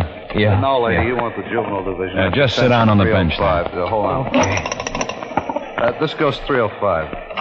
Hi. Oh, hi. I haven't got a thing on a Lloyd Talbot, Ben. Well, Monica Fowle's still our best bet, Ben. Asher brought up his batch a couple of minutes ago. Got some mugs for him to look at. How many are there? 325. Hey, look, don't I get any sleep? After you look at these. Come on. Murph and Crockett found the screwdriver. It was in some bushes in front of the house. The lab said the blood samples the same type as those of Iachino and Avrilla. Any prints? One good thumbprint being checked now. Now, let me know. Okay. Okay, Charlie, make yourself comfortable. Yeah. Hey, do I have to look at all these? I don't know. What? He might be this first boy. No. No? How about this one? No. Hmm? No. Hmm? No. Look, I'm hungry. I'm tired. You want to smoke? Yeah. Thanks. Well, how about this one? No. Here. Thanks. Mm-hmm. Okay, let's... They found the car, Ben. Huh? Motorcycle officer on Federal Highway spotted it. Fisher's in it, shot to death. Let's go.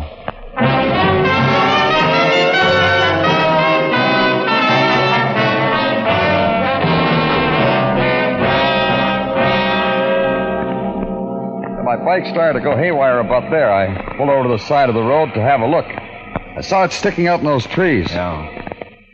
Must have rolled it down from up there. Tracks across the shoulder of the road. All this brush broken around here. Yeah. What time did you come on, Nevers? 6 o'clock this morning, sir. Figure it must have happened before sunrise, because there are a lot of trucks on the highway early in the morning. Pretty busy.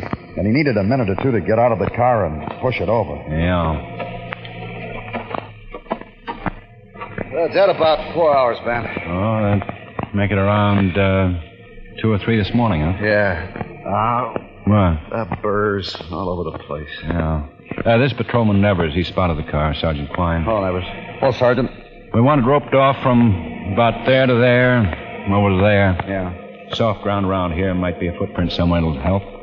Cover the shoulder of this road on both sides. He might still be around. Lots of cafes and roadhouses up the road, sir. Motels and places he could stay. A walking distance? 5-6 miles, maybe, yeah. Yeah, we better cover all those, Klein. Right.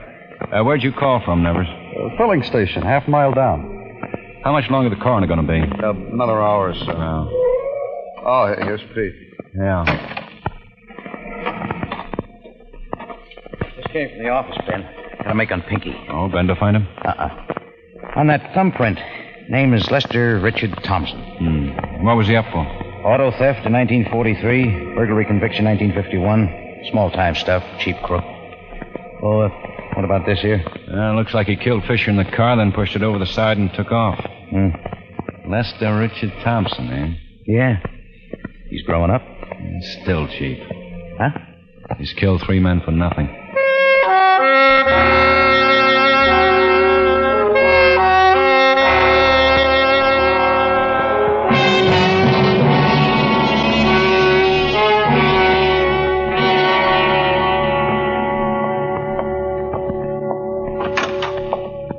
Anything new? Yeah, a couple of things. Place out on Federal Highway, about 18 miles from where the car was found, called the Hi-Hat. Asher covered the place with Murph and Ollinger. The waitress there, name of Vicky Walters, remembered a man who came in the restaurant about 10 or 11 this morning. She said he had mud all over his shoes, looked tired, a little scared. He had some coffee, made a phone call. Taxi came out and picked him up. Did she see the mug on Thompson? Yeah, she wasn't too sure it was the same man, but Asher's checking it out now. Black and tan, cab company. Take a while to go through those waybills. Yeah. You get any sleep at all? No, not much. Too hot. Yeah. Pete go home? No, he went over with Asher. Oh, these came in from the lab. Fisher got it with a .38. No. Ballistics working on the sludge now. You post over? Yeah. Report ought to be here pretty soon. Found 4 good prints of Thompson's in the car. Well, he's our boy. Yeah. I wonder what made him do it all of a sudden. Like, you suppose it's a heat, then? When we get him, I'll ask him. Investigation, Sergeant Klein. Yeah. Well, what's the number? 315, right. That's Asher. Cab driver identified Thompson's mug. Where'd you take him? Newport Hotel, 315 Bailey. Checked in under the name of Lawrence Tyler.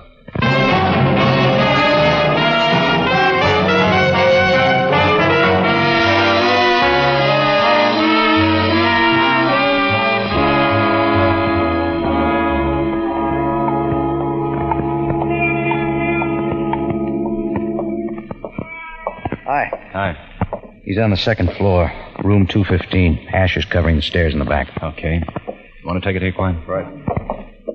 You alone? Yeah. Oh, this is Mr. Compton. He's the clerk here. Lieutenant Guthrie. Hello, Mr. Compton. Oh, how are you?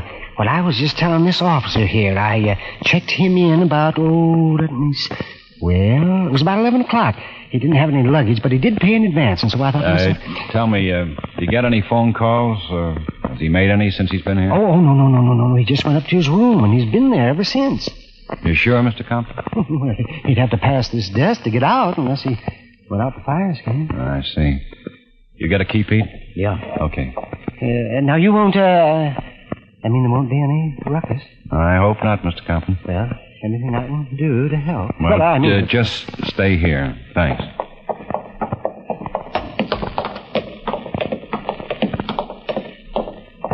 That's to the right, Ben. Yeah.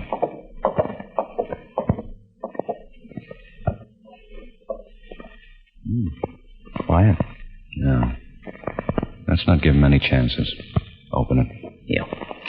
All right, Thompson, you're covered. Hey, what is this? What's the idea of busting a guy's room when he's sleeping? Police officers, get on your feet and get some clothes on. We want you downtown. Hey, Wait, Ben, watch him.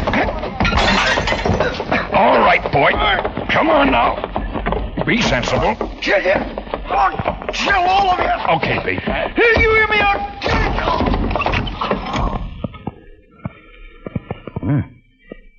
Tough guy. Yeah. Cheap tough guy.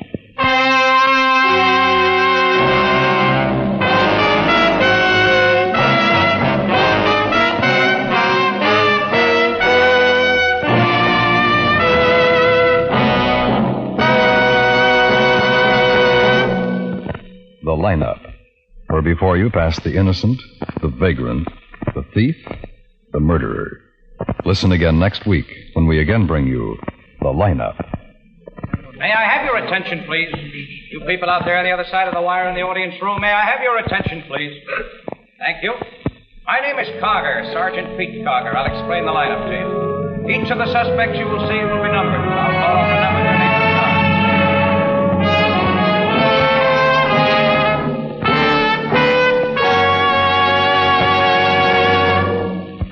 The lineup, starring Bill Johnstone as Lieutenant Ben Guthrie with Jack Moyles as Sergeant Pete Carger, was written by E. Jack Newman with music by Eddie Dunstetter. Featured in tonight's cast were Hy Averback, Virginia Gregg, Howard McNear, Lou Krugman, Anthony Barrett, and Larry Thor. The lineup is produced and directed by Jaime Del Valle. CBS Radio brings you every kind of show. Pleasure for everyone. Wonderful hours of fun. Turn your dial for a smile. Entertainment all the while. You'll hear the best wherever you go. Just tune to CBS Radio.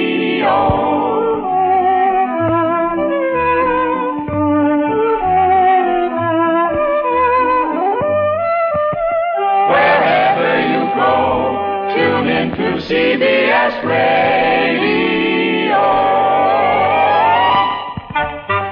And remember, for music and songs of Tin Pan Alley, join Vaughn Monroe on Saturday nights.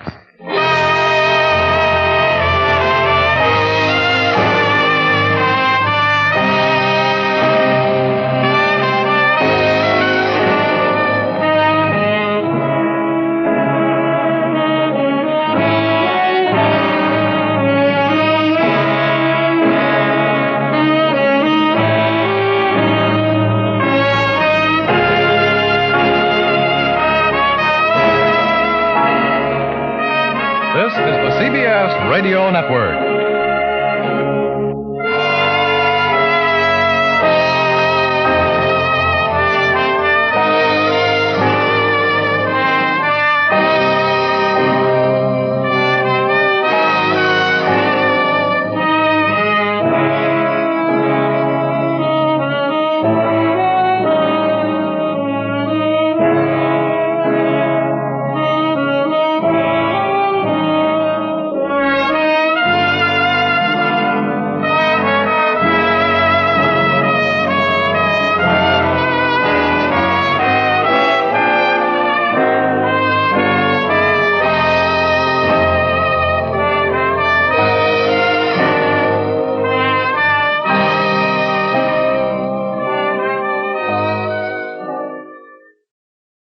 Welcome back.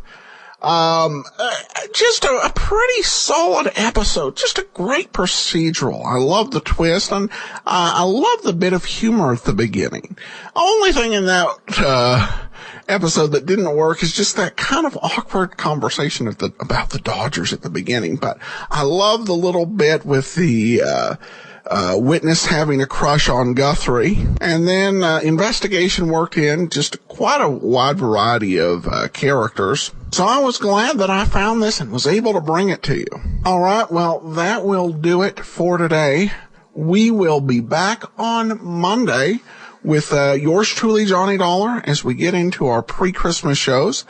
And then we'll be back here again next week for another episode of The Lineup on Saturday. In the meantime, send your comments to box13 at greatdetectives.net. Follow us on Twitter at Radio Detectives. Oh, and I also wanted to be sure and let you know, listen to The War, as we'll have a special podcast of We Hold These Truths commemorating the anniversary of the American Bill of Rights. So be sure and listen to that. But from Boise, Idaho, this is your host, Adam Graham, signing off.